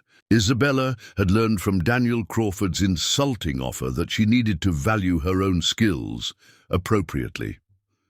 $25 a month, plus room and board, and I want a written agreement that outlines my duties and establishes this as a business partnership, not charity. Done. Samuel extended his hand to seal the agreement. "When can you start?" "Tomorrow, if that suits you. I've already packed my belongings, and Mrs. Porter knows I'm leaving the boarding house." As they shook hands, Isabella felt a sense of rightness that had been missing from her life since her mother's death. This was honest work with a man who respected her abilities in a place where she could prove herself through competence rather than constantly defending her right to exist. The ride back to town was accomplished in comfortable silence, both of them apparently absorbed in contemplating the arrangement they had just made. The sun was setting as they reached Copper Ridge, painting the adobe buildings in shades of rose and gold. "I'll pick you up at 8 tomorrow morning," Samuel said, as he helped her down from the wagon in front of the boarding house. "We can load your trunk then." That evening, Isabella packed her few remaining belongings with a sense of anticipation she hadn't felt since leaving Missouri. Mrs. Porter helped her fold her dresses and wrap her mother's photograph with care. "You're sure about this?" the older woman asked as they worked. "Living alone on a ranch with a man you barely know?" "I'm sure it's better than anything else I'm likely to find," Isabella replied. "And Mr. Brooks seems to be an honorable man." "He is that," Mrs. Porter agreed. "But he's also a man who's been alone too long, who might be looking for more than just help with his bookkeeping." Isabella paused in her packing. "What do you mean?" "I mean that grief can make a man lonely in ways he doesn't even recognize. You remind him of his wife, not just in appearance, but in the kind of strength she had. He might not realize it now, but he could develop feelings that complicate your working arrangement." "Then I'll deal with that if it happens.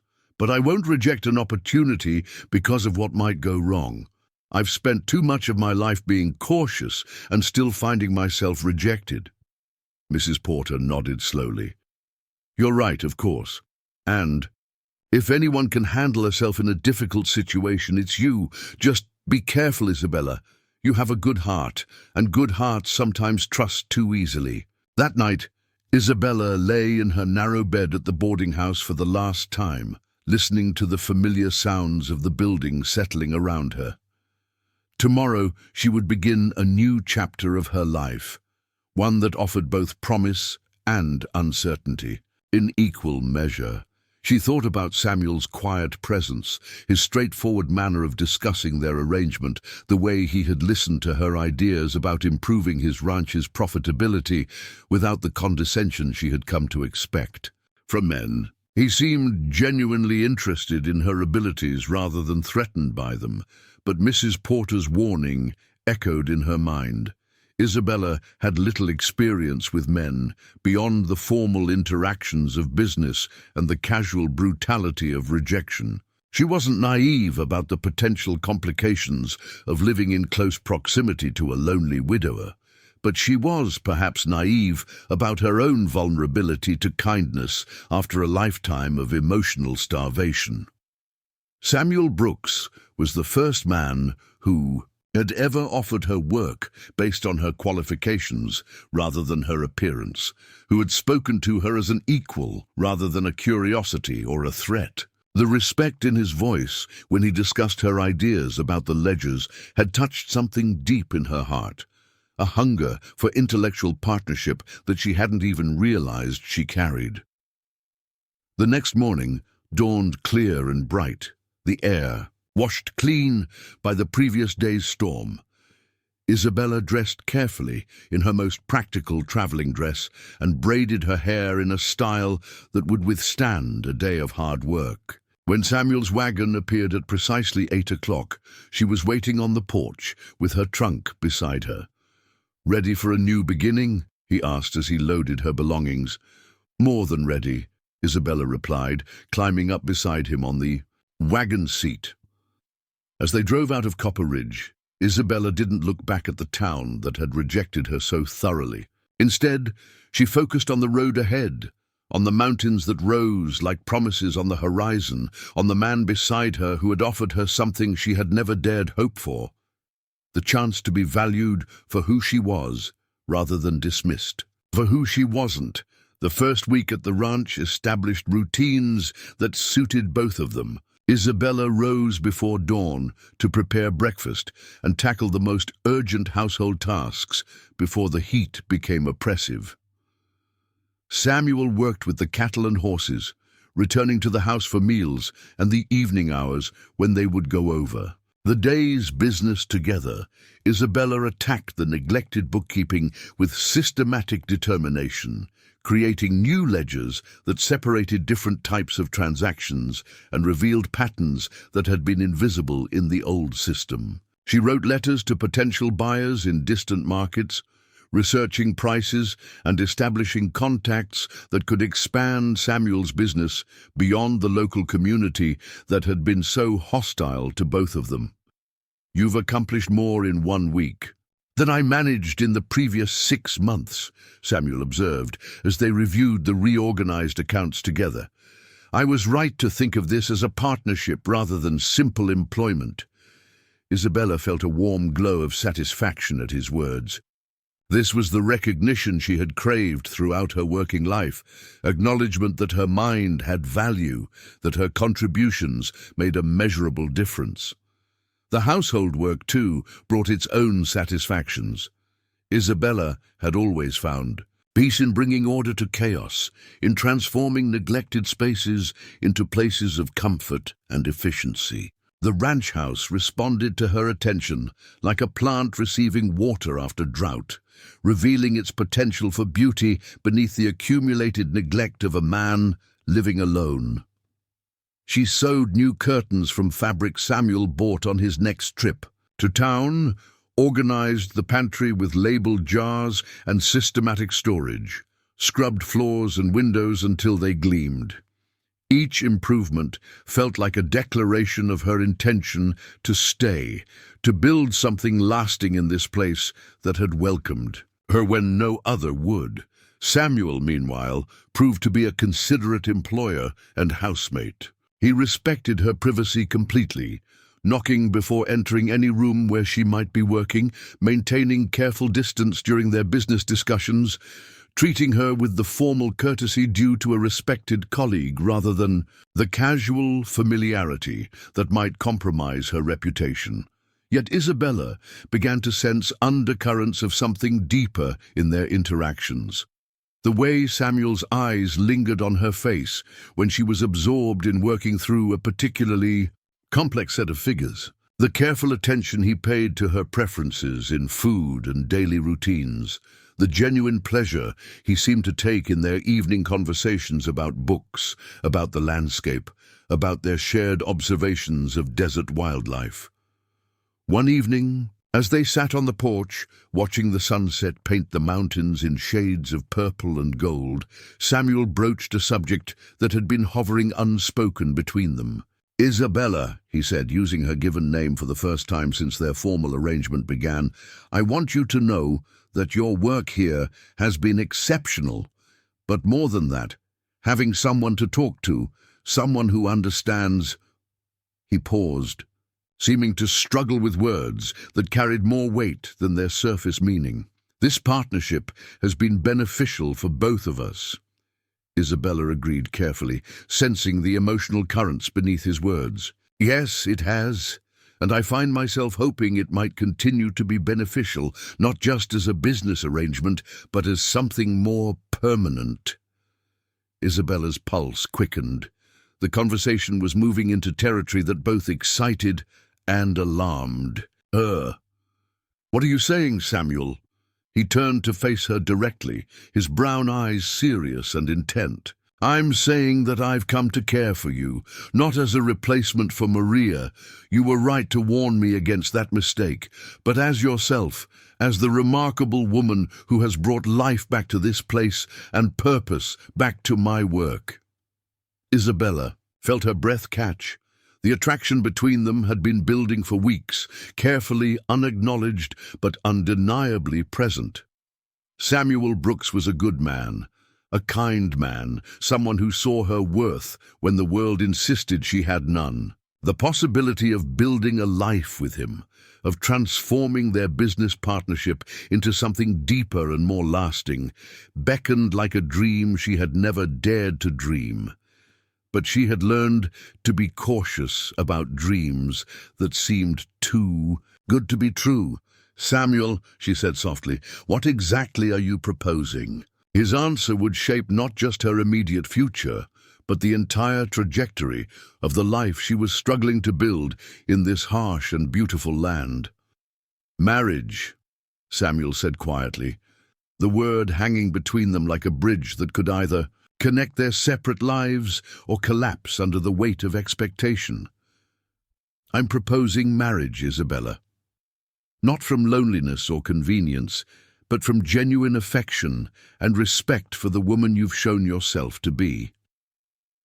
Isabella's heart hammered against her ribs as she absorbed his words. Marriage had been the dream that brought her west, the hope that had sustained her through Thomas Whitmore's rejection and the hostility of Copper Ridge. But this proposal came from a different place than those desperate mail-order arrangements. It grew from weeks of working together, of proving herself valuable, of being seen and appreciated for her actual qualities rather than some idealized fantasy. "Samuel," she began, then stopped, uncertain how to voice the complex emotions swirling through her chest. "This is not what I expected when I came to work for you." "I know, it wasn't what I expected either. When I offered you this job, I thought I was simply helping someone who deserved better treatment than this community was giving her. I didn't anticipate—" He gestured vaguely at the space between them. "I didn't anticipate this." Isabella rose from her chair and moved to the porch railing, needing physical distance to think clearly. The desert evening was cooling rapidly, and stars were beginning to appear in the darkening sky. Somewhere in the distance, an owl called. "From the mesquite grove near the creek. I need to understand your motivations," she said without turning around. "Are you proposing because you've developed genuine feelings for me, or because having a wife would solve certain practical problems?" Samuel's chair creaked as he stood and moved closer, though he maintained respectful distance. "Both, if I'm being completely honest.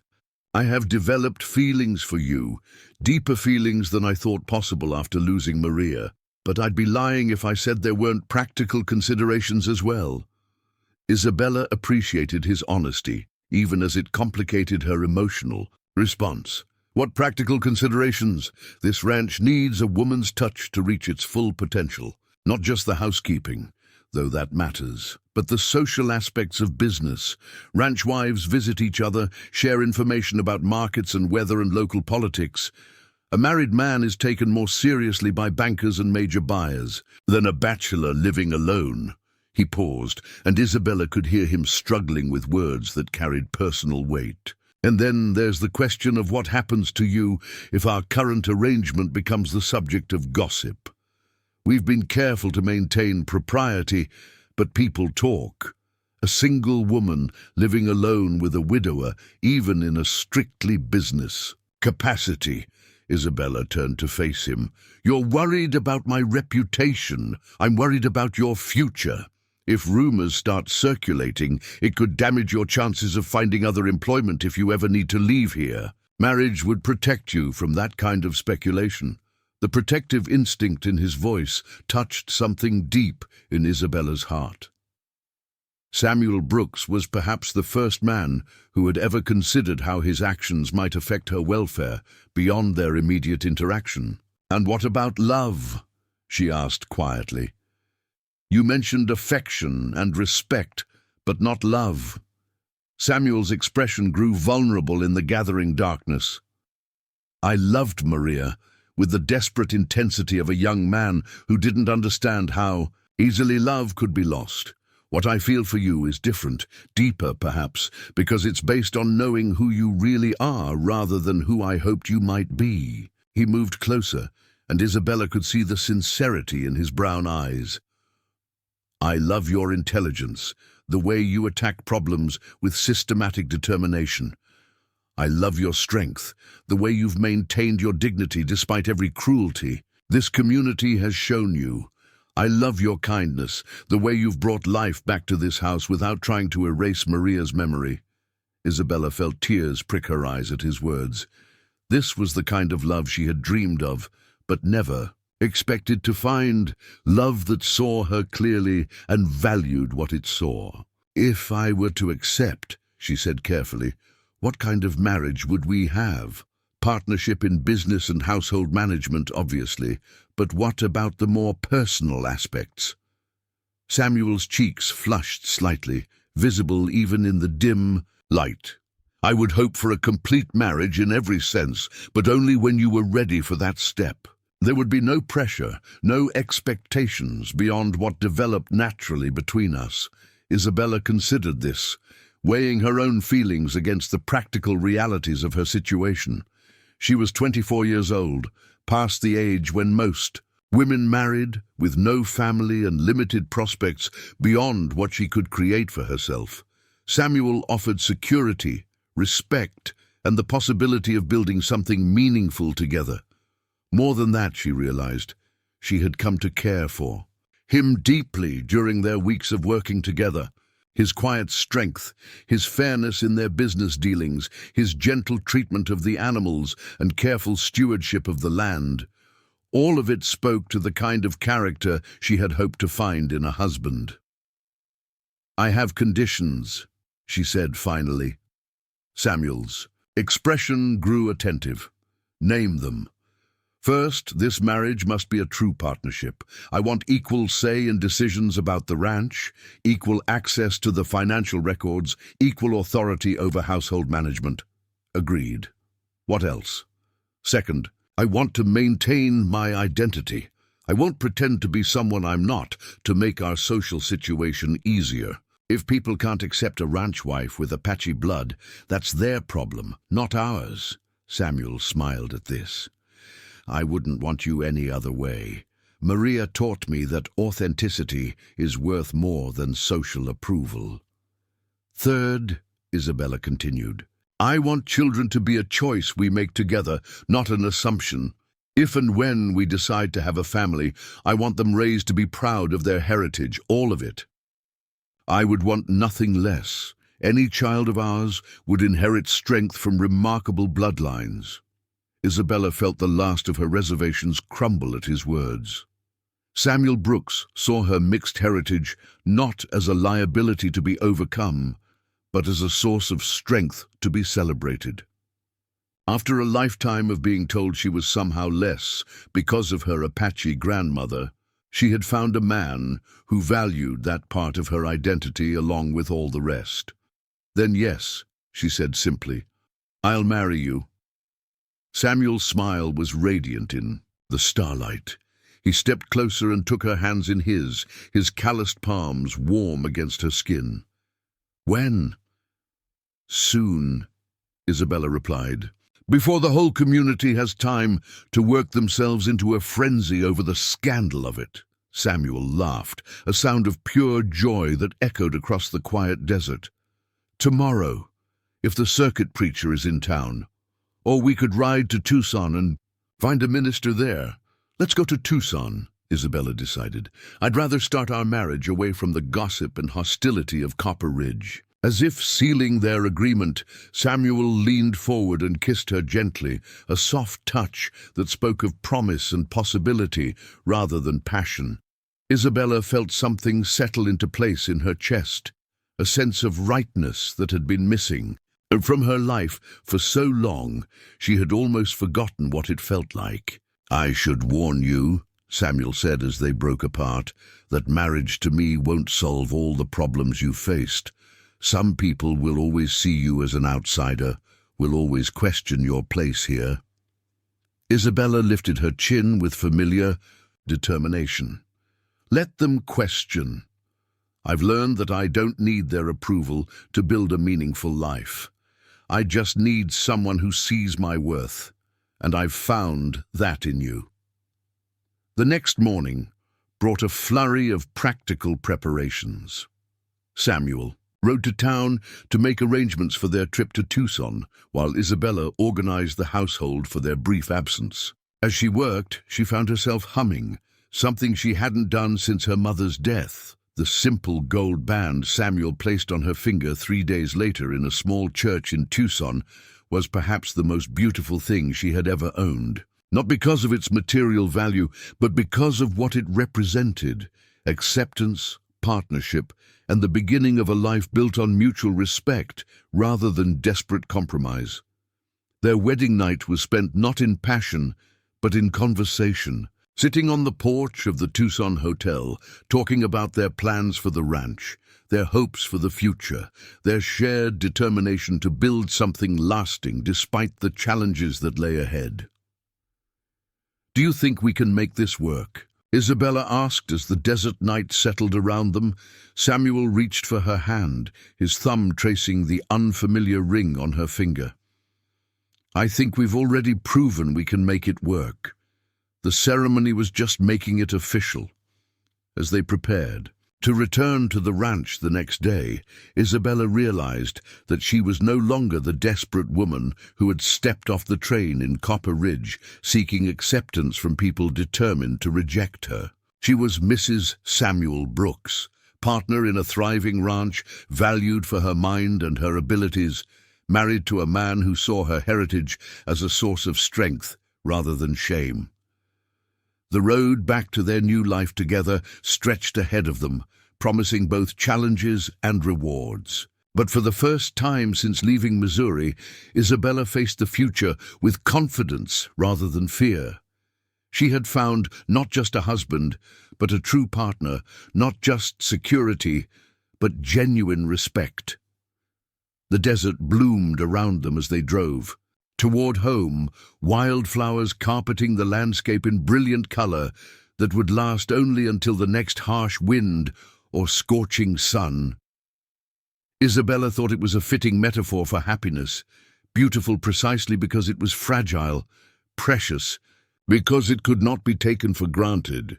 But some flowers, she reflected as she watched the mountains rise ahead of them, some flowers had deep roots that allowed them to bloom again and again, surviving droughts and storms and harsh seasons to emerge stronger each time. She intended to be that kind of flower, to build a life that could weather whatever challenges the world might bring. Beside her, Samuel guided the horses with steady hands, his profile calm and determined against the vast sky. They were heading home together, two people who had found in each other exactly what they needed to not just survive, but flourish in this harsh and beautiful land. The ranch house came into view as they crested the familiar ridge, its adobe walls golden in the afternoon sun. Isabella looked at it with new eyes, not as a refuge from rejection, but as the foundation of something she was building by choice, something that belonged to her as much as to the land itself. Tomorrow would bring the responses of their neighbors, to news of their marriage, the challenges of integrating their separate lives into a unified whole, the daily work of proving that love could indeed conquer the prejudices that had tried to keep them apart. But today, as Mrs. Isabella Brooks drove home beside her husband under the infinite desert sky, she felt the deep satisfaction of a woman who had finally found her place in the world, not by accepting others' definitions of her worth, but by insisting on her own. The news of Samuel and Isabella's marriage reached Copper Ridge before they did, carried by a traveling merchant who had witnessed their ceremony in Tucson. By the time their wagon rolled past the first buildings on the town's outskirts, the entire community was buzzing with outrage, fascination, and barely concealed malice. Isabella sensed the change immediately. Where before she had faced individual acts of hostility, now she encountered a wall of organized opposition. Groups of women fell silent as their wagon passed, then erupted in furious whispers. Men gathered outside the saloon, pointed and shook their heads with expressions of disgust. Even children seemed to have been instructed to stare with deliberate rudeness. "They're taking this harder than I expected," Samuel murmured, his hands tightening on the reins as they navigated the gauntlet of hostile attention. "Did you think they would celebrate?" Isabella asked, though she too was surprised by the intensity of the community's reaction. "You've married the woman they've been trying to drive away." Samuel guided the wagon toward the general store where they needed supplies for the ranch. "I thought they might eventually come to accept the situation. Business is business, after all." But as they approached Crawford's establishment, Isabella could see that business relationships were about to become significantly more complicated. Daniel Crawford stood in his doorway, arms crossed, his pale face flushed with anger. His pregnant wife hovered behind him, her expression a mixture of fear and curiosity. "Brooks," Crawford called out as Samuel began to dismount. "I heard the news. Married yourself a squaw, did you?" Samuel's jaw tightened, but he kept his voice level. "I married Mrs. Brooks. We're here for supplies." "Well, Mrs. Brooks," Crawford's emphasis on the title dripped with sarcasm, "won't be welcome in my establishment. I run a respectable business, and I won't have half-breeds contaminating my merchandise." Isabella felt the familiar burn of humiliation, but it was tempered now by anger and the security of knowing she wasn't facing this alone. Samuel stepped closer to Crawford, his posture radiating controlled fury.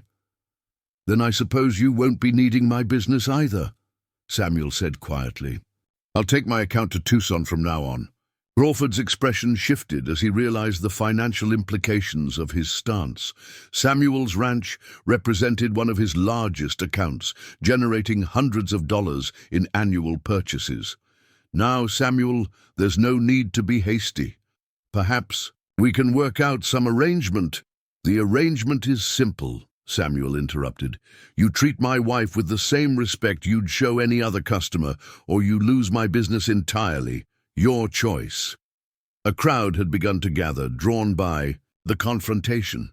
Isabella could see familiar faces from her humiliating first day in Copper Ridge.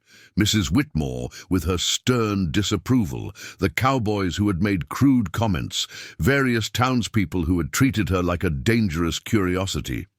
"You can't expect decent folks to pretend she's the same as a white woman," Crawford protested, playing to his audience. "There's a natural order to things, and mixing the races goes against God's plan." "God's plan?" Samuel replied with dangerous calm, seems to involve judging people by their actions rather than their ancestry. Perhaps you should read your Bible more carefully. Mrs. Whitmore stepped forward from the crowd, her face rigid with righteous indignation. Samuel Brooks, you've disgraced yourself and this entire community by marrying that creature. Your poor late wife must be turning in her grave. Isabella had endured many insults over the past weeks, but the attack on Samuel's first marriage touched a nerve she hadn't expected to feel. Before Samuel could respond, she stepped down from the wagon and faced Mrs. Whitmore directly. Maria Brooks, Isabella said clearly, was a woman of Mexican heritage who faced the same prejudice I do. If she's watching from anywhere, I think she'd be proud to see her husband standing up for what's right instead of bowing to bigotry. The crowd murmured with shock at Isabella's boldness in speaking Maria's name, in claiming kinship with Samuel's beloved first wife. Mrs. Whitmore's face turned an alarming shade of purple. How dare you speak of a decent woman like Maria in the same breath as your own degraded situation, she hissed. You're nothing but a savage trying to pass herself off as civilized. And you, Isabella replied with devastating calm, are a Christian, trying to pass herself off as decent while spreading hatred in God's name. The slap came faster this time, Mrs. Whitmore's gloved hand striking Isabella's cheek with enough force to snap her head sideways. But Isabella didn't flinch or step back. Instead, she straightened her shoulders and looked Mrs. Whitmore directly in the eye. Thank you for showing everyone exactly what kind of person you really are, Isabella said quietly. Samuel moved to his wife's side, his face dark with fury. If you ever lay a hand on my wife again, he told Mrs. Whitmore, you'll answer me personally. Your wife, Mrs. Whitmore spat, is a half-breed who doesn't belong in civilized society, and you're a fool for thinking a piece of paper can change what she is. The confrontation was interrupted by the arrival of Sheriff Morrison, a heavy-set man with graying whiskers who served as the town's primary law enforcement. Isabella had never met him personally, but his reputation suggested a man more interested in keeping the peace than ensuring justice. What's all this commotion about? Morrison asked, though his tone suggested he already knew the answer. Mrs. Whitmore assaulted my wife, Samuel said immediately, in full view of witnesses. Morrison's eyes shifted between Mrs. Whitmore's flushed face and Isabella's reddened cheek. Looks like a disagreement between ladies. These things happen. A disagreement? Samuel's voice rose with incredulity. She struck my wife twice, once today and once last week. That's assault, Sheriff. Now, Samuel, Morrison said in the patronizing tone of a man accustomed to dismissing inconvenient complaints, you know Mrs. Whitmore is a pillar of this community. Surely we can settle this without involving the law. Isabella watched the sheriff's careful neutrality and understood that justice, like acceptance, would not be freely given.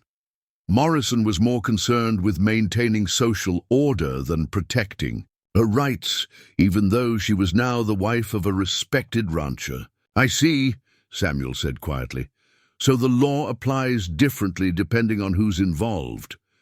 The law, Morrison replied with a slight smile, applies according to the circumstances, and the circumstances here suggest that your wife should be more careful about provoking confrontations with her betters.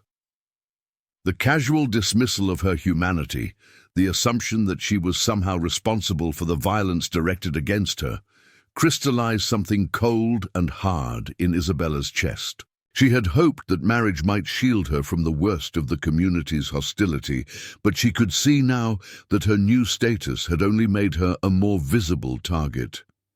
I think we're done here, Samuel said, taking Isabella's arm. We'll get our supplies elsewhere. As they climbed back onto the wagon, the crowd began to disperse, their entertainment concluded. but Isabella could hear the excited chatter that would carry news of this confrontation to every household in Copper Ridge within hours. She and Samuel had drawn a line in the sand, and the community had responded by making it clear that they stood alone on their side of it. The ride back to the ranch was accomplished in tense silence, both of them processing the implications of what had just occurred. Samuel's face was grim, with the realization that his marriage had cost him more than social standing. It had effectively cut him off from the economic network that kept most ranchers connected to markets and supplies. "We'll have to make new arrangements," he said finally as their house came into view. "Tucson for supplies, Phoenix for cattle sales. It will be more expensive, more complicated, but it's doable." Isabella nodded, though her mind was racing with concerns beyond mere logistics. "Samuel, this is worse than I expected. I knew there would be resistance, but the level of organized hostility—" "I knew it would be difficult," Samuel admitted, "but I thought business sense would eventually overcome prejudice. I was naive." That evening, as they sat on their porch watching the sunset, Isabella voiced the fear that had been growing in her chest since the confrontation in town. "What if they try to force us out? What if this escalates beyond social ostracism?" Samuel's hand found hers in the gathering darkness. "Then we'll face whatever comes together. This is our home, Isabella. I won't be driven away by hatred and ignorance." His words were brave, but Isabella could hear the uncertainty beneath them. Samuel had lived his entire life in this area, had built his ranch through relationships with local suppliers and buyers. Cutting those ties would be like severing arteries, possible to survive but weakening and dangerous. The first sign that their troubles were escalating beyond social disapproval came 3 days later. Samuel discovered that someone had cut the fence lines on the north pasture during the night, allowing 20 head of cattle to wander onto the adjacent property owned by Thomas Whitmore's brother-in-law. "It could have been coyotes," Samuel said as they surveyed the damage, but his tone suggested he didn't believe it. The cuts were too clean, too strategic to be the work of animals. Isabella examined the severed wire with growing unease. "This wasn't random mischief. Someone knows your operation well enough to target the most vulnerable section of fence." They spent the morning rounding up the scattered cattle and repairing the fence, hot work under the desert sun that left them both exhausted and frustrated. But worse than the physical labor was the psychological impact. The realization that their property was no longer secure, that anonymous enemies were willing to damage their livelihood to express their disapproval. The next incident came a week later. Isabella discovered that someone had poisoned the well that supplied water to their kitchen garden, killing the vegetables she had been carefully nurturing in the harsh desert soil. The sabotage was subtle but effective. The plants withered and died without any obvious cause, until Samuel tested the water and found traces of lye soap that would have been lethal to both plants and anyone who consumed the contaminated vegetables. "This is escalating," Isabella said as they stood looking at her ruined garden. "First the fence, now this. They're trying to make our life here impossible." Samuel's face was grim with suppressed anger. "I'll post a watch at night, set up a rotation, so one of us is always alert." But Isabella could see the strain this constant vigilance would place on their small household. They were two people trying to defend a ranch that required constant attention to maintain, and their enemies had the advantage of choosing when and how to strike. The psychological pressure intensified over the following weeks. Supplies ordered from Tucson arrived damaged or not at all, suggesting that their mail was being intercepted. Cattle went missing from remote pastures, never to be found. Tools disappeared from the barn, and equipment was sabotaged in ways that made accidents appear natural. Most disturbing of all were the anonymous letters that began appearing on their porch, crude drawings and vicious threats that left no doubt about the community's intentions. "Half-breeds and their lovers aren't welcome here," read one. "Leave now or face the consequences," warned another. Isabella tried to maintain her composure in the face of this escalating campaign of harassment, but she could feel the constant stress wearing away at her reserves of strength. Sleep became elusive as every night sound might signal another attack on their property. Simple tasks, like tending the animals or working in the office, required constant alertness for signs of sabotage. Samuel, meanwhile, was showing the strain of trying to protect both his wife and his livelihood while maintaining the demanding work of running a cattle ranch. His face grew haggard with exhaustion, and Isabella noticed that he had taken to carrying a rifle even for routine tasks around the property. The crisis reached its peak on a moonless night in late October. Isabella woke to the smell of smoke and the sound of Samuel cursing as he pulled on his boots. Through their bedroom window, she could see an orange glow coming from the direction of the barn. "Fire," Samuel said grimly, grabbing his rifle and heading for the door. "Get dressed and stay in the house." But Isabella had no intention of hiding while their livelihood burned. She threw on her clothes and followed Samuel outside, where they could see that the hay barn was fully engulfed in flames. The horses in the nearby corral were screaming with terror, and smoke was beginning to drift toward the main house. "The animals!" Isabella shouted over the roar of the fire. "We have to get them to safety." Together, they worked frantically to move the horses and cattle away from the spreading flames, their eyes streaming from smoke and their lungs burning with each breath. The fire was too advanced to fight directly. All they could do was try to prevent it from spreading to other buildings. As they worked, Isabella caught sight of movement in the shadows beyond the firelight. Dark figures on horseback watched their frantic efforts with obvious satisfaction, making no attempt to help or hinder. She counted at least 4 riders, though there might have been more lurking in the darkness. "Samuel!" she called, pointing toward the watchers. "We're not alone." Samuel looked up from where he was trying to calm a panicked horse and saw the mounted figures. His face went white with rage and understanding. This wasn't a random fire or an accident. It was a deliberate attack by people who wanted to drive them away or destroy them entirely.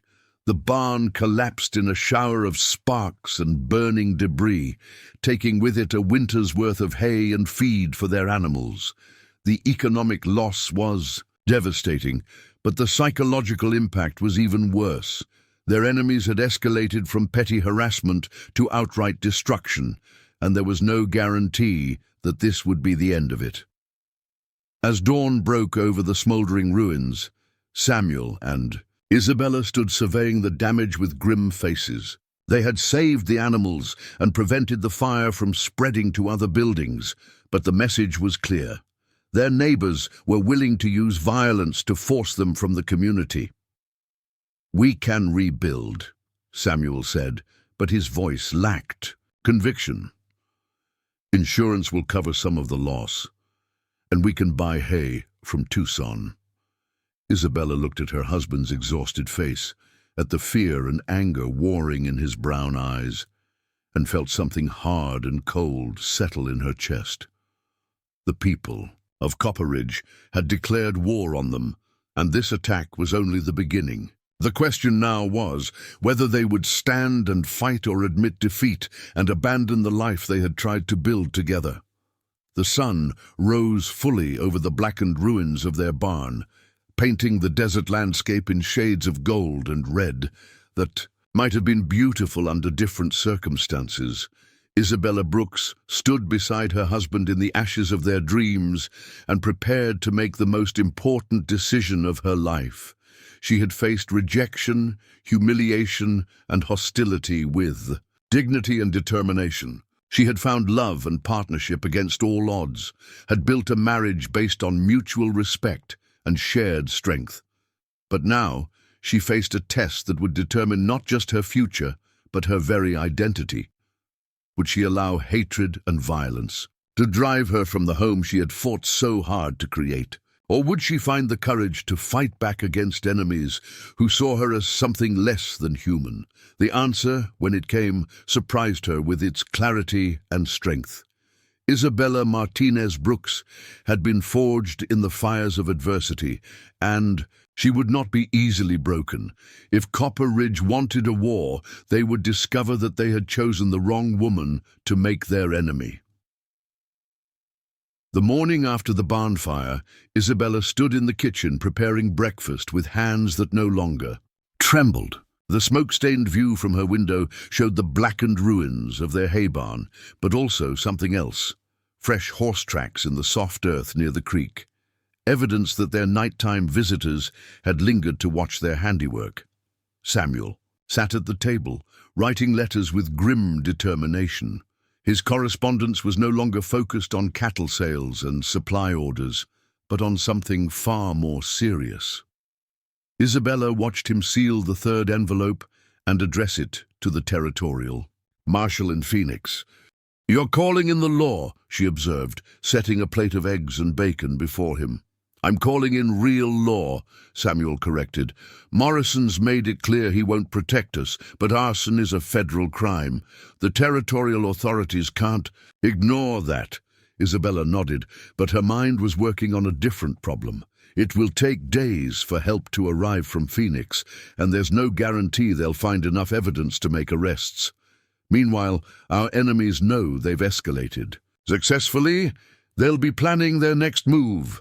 Samuel looked up from his letters with troubled eyes. "What are you thinking?" "I'm thinking that we can't wait for rescue. We need to take control of this situation ourselves." Isabella sat across from him, her dark eyes bright with the kind of determination he had learned to recognize and respect. "They want us to feel helpless, to either flee or cower until they destroy us completely. But what if we refuse to play by their rules?" "What do you mean?" Isabella rose and moved to the window, studying the morning landscape with tactical awareness that would have surprised her former self. "They have advantages, numbers, local support, knowledge of our routines, but they also have weaknesses. They're acting like a mob rather than an organized force, which means they're prone to mistakes, and they underestimate us, especially me." Samuel joined her at the window.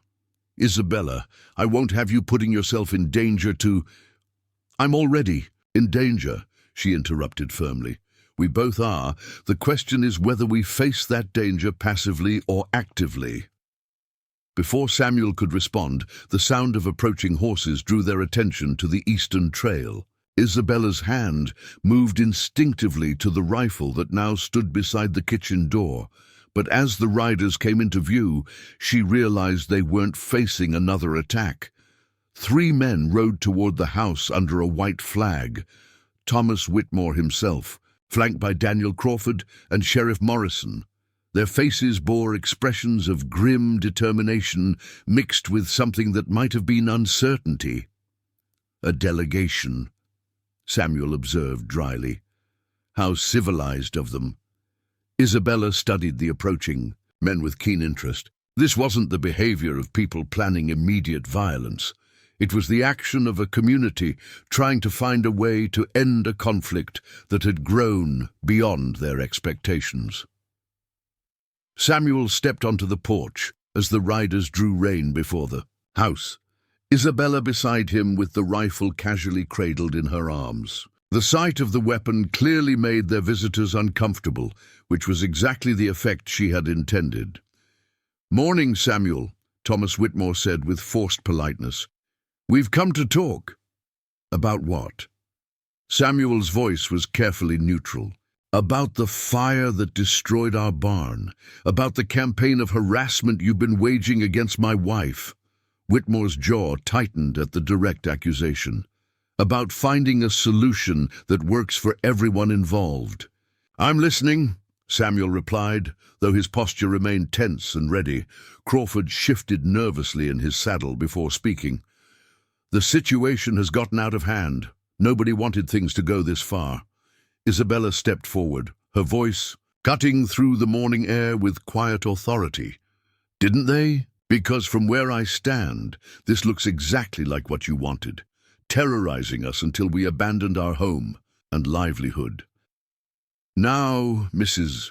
Brooks, Sheriff Morrison began, then faltered under her steady gaze. Nobody wants violence, but you have to understand the position this puts the community in.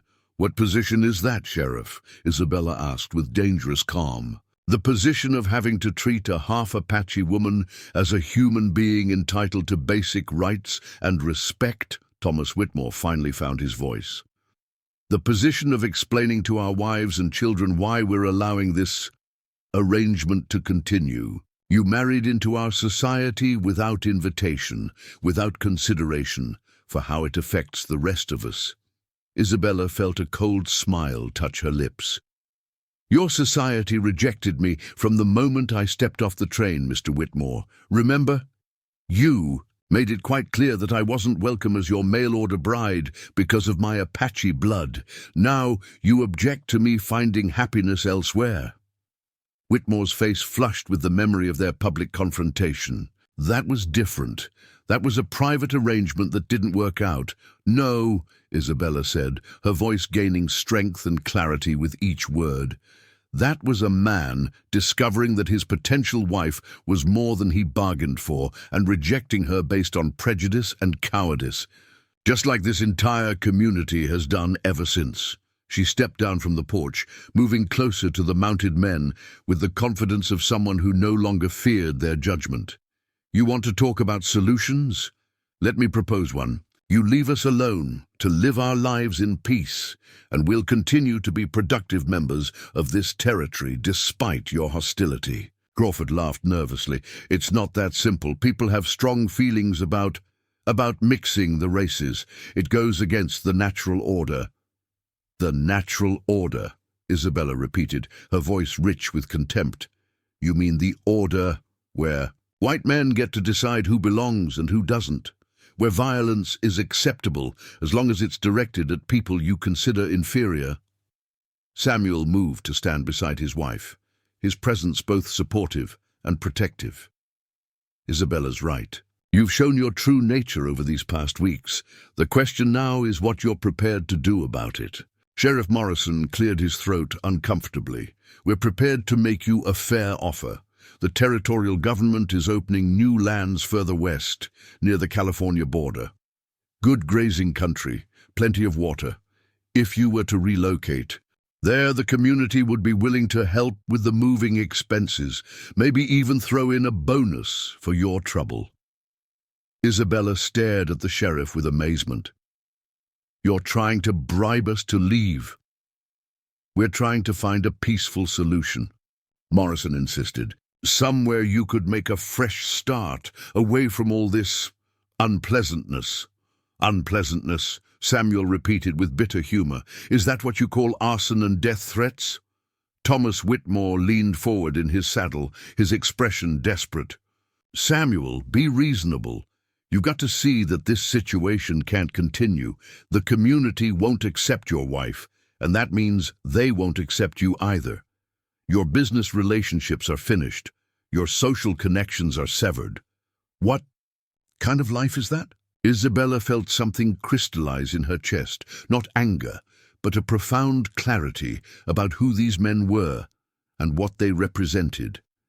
They weren't evil exactly, just weak and frightened by anything that challenged their narrow view of how the world should work. Mr. Whitmore, she said with deadly quiet, let me tell you what kind of life it is. It's a life where I wake up each morning next to a man who values my mind and my character. It's a life where I use my abilities to build something meaningful rather than begging for scraps of approval from people who see me as less than human. She gestured toward the ranch spread out before them, the grazing cattle, the rebuilt corrals, the house that had become a true home. It's a life where I belong not because someone granted me permission, but because I chose to make myself belong through hard work and determination." Daniel Crawford shifted uncomfortably. "But surely you must see that it would be easier." "Easier? For whom?" Isabella interrupted. "Easier for you, because you wouldn't have to confront your own prejudices. Easier for your wives, because they wouldn't have to question their assumptions about racial superiority. Easier for your children, because they wouldn't have to learn that the world is more complicated than you've taught them." She took another step closer, and Isabella was gratified to see all three men lean back slightly in their saddles. "I'm not interested in making your lives easier, gentlemen. I'm interested in living my own life with dignity and purpose." Thomas Whitmore's composure finally cracked. "Dignity? You're a half-breed who seduced a lonely widower into marriage. What dignity is there in that?" The words hung in the morning, air like a physical slap, but Isabella didn't flinch. Instead, she smiled, an expression so confident and self-possessed that it seemed to unnerve the mounted men more than anger would have. "The dignity," she said clearly, "of a woman who refused to accept your definition of her worth. The dignity of someone who built a life on her own terms rather than begging for acceptance from people too narrow-minded to recognize quality when they see it." Samuel stepped forward, his own anger finally breaking through his controlled facade. "You want to talk about seduction and lonely widowers? Let me tell you about my first wife, Maria. She faced the same prejudice Isabella does, the same questioning of her right to exist in your civilized society. And you know what? She was 10 times the woman any of your wives will ever be." Sheriff Morrison raised his hands in a gesture of placation. "Now, Samuel, there's no need to bring up old grievances." "Old grievances?" Samuel's voice rose with incredulous fury. "You people made Maria's life miserable for 2 years, and then you had the gall to attend her funeral and speak about what a good woman she was. Now you're trying to do the same thing to Isabella, and you expect me to be reasonable about it." Isabella placed a calming hand on her husband's arm, feeling the tension in his muscles. "Samuel." Her voice was gentle but firm. "They're not worth your anger." She turned back to the three men, her expression serene and implacable. "Gentlemen, you've made your offer, and we've given you our answer. We're staying. This is our home, and we won't be driven away by fear or violence." Thomas Whitmore's face darkened with frustration. "And if the community decides it can't tolerate your presence, if things get worse instead of better?" Isabella's smile was sharp as a blade. "Then the community will discover that they've underestimated the wrong woman. I've survived rejection, humiliation, and your pathetic attempts at terrorism. I'm not going anywhere." Crawford leaned forward desperately. "But what about the children? What example does this set for the young people of the community?" "It sets the example," Isabella replied with devastating calm, "that a person's worth is determined by their character and actions, not by the circumstances of their birth. It teaches them that love and respect can transcend the artificial barriers that small minds try to construct." She paused, letting her words sink in. "Frankly, that's a lesson your children desperately need to learn, considering the parents they have." The silence that followed was deafening. The three men sat their horses with expressions of shocked defeat, having expected to find broken, desperate people ready to accept any terms for peace. Instead, they had encountered a woman transformed by adversity into someone unshakable in her sense of self-worth, and a man whose love had made him equally strong. Finally, Sheriff Morrison cleared his throat. "Well, if that's your final word, it is," Samuel said firmly. "And Sheriff, the next time anyone sets foot on our property with hostile intent, I'll defend my home and my wife with whatever force is necessary. The Territorial Marshal will be very interested to hear about your failure to investigate the arson attack." Morrison's face paled at the mention of territorial authorities. Local sheriffs who failed to maintain order could quickly find themselves replaced by federal appointees with less tolerance for community politics. As the three men turned their horses to leave, Thomas Whitmore made one final attempt. "Samuel, I want you to know, this isn't personal, it's just business. The community has certain standards." "Thomas," Samuel interrupted with quiet finality, "everything about this is personal. You rejected my wife based on her ancestry, terrorized us for months and burned our property.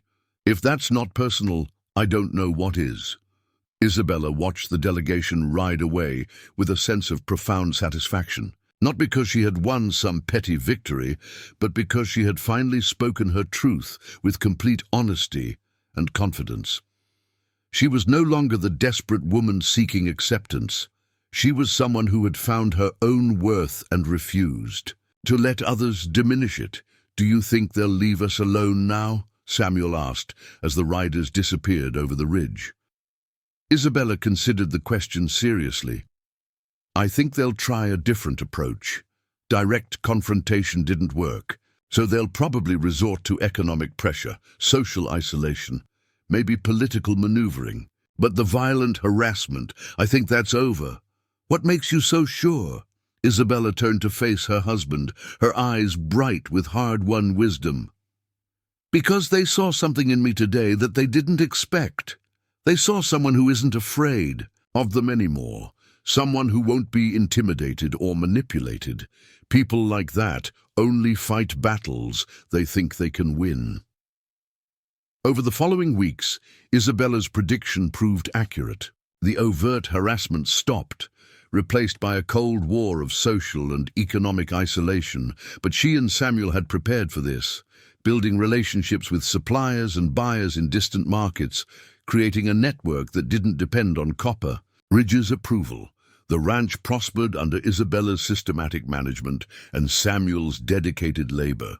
Their cattle were healthy, their accounts were organized, and their correspondence with distant buyers established a reputation for reliability and quality that transcended local prejudices.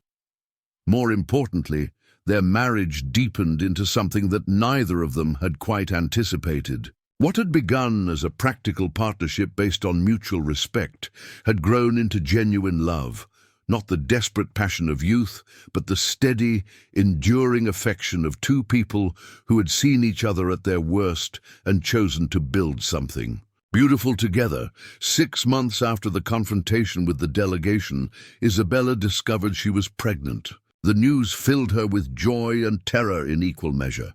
Joy at the prospect of creating new life with Samuel. Terror at the thought of raising a child in a community that might reject him or her based on ancestry. "What if they treat our child the way they've treated me?" she asked Samuel as they sat on their porch, watching the sunset paint the mountains in shades of gold and purple.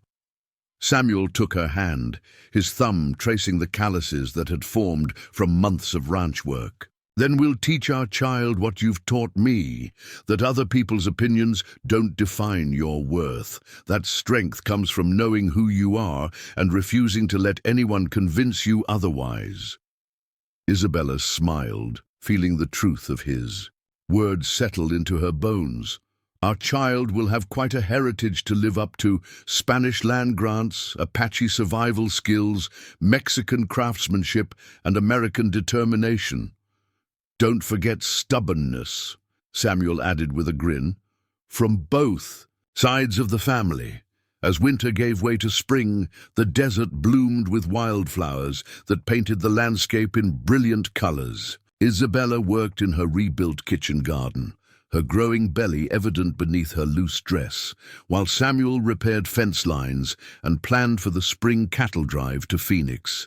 Occasionally, people from Copper Ridge would ride past their ranch on business trips, their expressions carefully neutral as they observed the obvious prosperity of the brook spread. Isabella would wave politely from her garden, secure in the knowledge that their success was the best possible response to those who had tried to destroy them. The child, a daughter with her mother's dark eyes and her father's determined chin, was Born during a spring thunderstorm that washed the desert clean and filled the air with the scent of sage and possibility, Isabella named her Elena Maria Brooks, honoring both her own mother and Samuel's first wife, creating a bridge between past and future that spoke to the complexity of love and family in this harsh, beautiful land.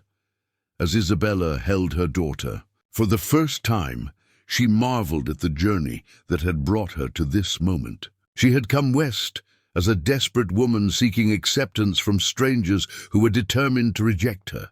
She had endured humiliation, violence, and systematic persecution. But through it all, she had discovered something more valuable than acceptance. She had found her own unshakable sense of worth. Elena Maria Brooks would grow up knowing that she was loved and valued exactly as she was, with all the complexity of her mixed heritage. She would learn to read and write and think for herself. She would understand that respect could not be given as charity, but had to be earned through character and competence.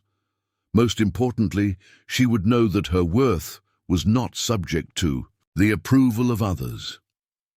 Years later, when Elena was old enough to ask about the early days of her parents' marriage, Isabella would tell her the story of a woman who had traveled west seeking a home and had instead found something far more precious: the courage to create her own definition of belonging.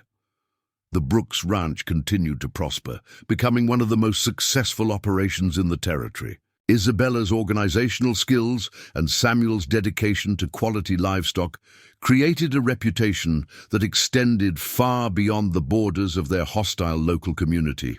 They hired hands without regard to ancestry, creating a workplace where competence mattered more than complexion. Thomas Whitmore never remarried, perhaps having learned something about the cost of judging people by their bloodline rather than their character. Daniel Crawford's store struggled as more ranchers followed Samuel's example of dealing with suppliers in distant markets who treated all customers with respect. Sheriff Morrison was eventually replaced by a territorial appointee after a federal investigation revealed his pattern of selective law enforcement. The new sheriff, a no-nonsense former cavalry officer, made it clear that all residents would receive equal protection under the law, regardless of their heritage. Isabella never forgot the lessons of her early days in Arizona territory, but she also never let bitterness poison her spirit. She had learned that hatred was a luxury she couldn't afford, that success was the sweetest revenge, and that love, real love, was strong enough to overcome even the most entrenched prejudices.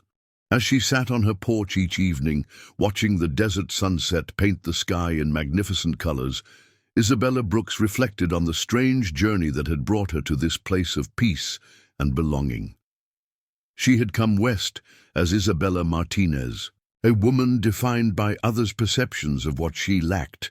She had become Isabella Brooks, a woman who defined herself by what she possessed: intelligence, strength, determination, and the unshakable knowledge that she belonged wherever she chose to plant her roots. The desert had taught her its harsh lessons about survival and resilience, but it had also shown her its hidden beauty, its capacity for sudden blooms and unexpected grace. Like the wildflowers that appeared after rare rains, she had learned to thrive in conditions that others found impossible, to bloom brilliantly in soil that seemed barren to those who didn't understand its hidden richness. Isabella Martinez Brooks had found her place in the world not by accepting others' definitions of where she belonged, but by insisting on her right to belong wherever. Her courage and competence could build a life worth living. It was a lesson she would pass on to her children, and they to theirs. The knowledge that true belonging comes not from the approval of others, but from the unshakable certainty that you have every right to claim your place in the sun. Up next, you've got two more standout stories right on your screen. If this one hits the mark, you won't want to pass these up. Just click and check them out. And don't forget to subscribe and turn on the notification bell so you don't miss any upload. From us,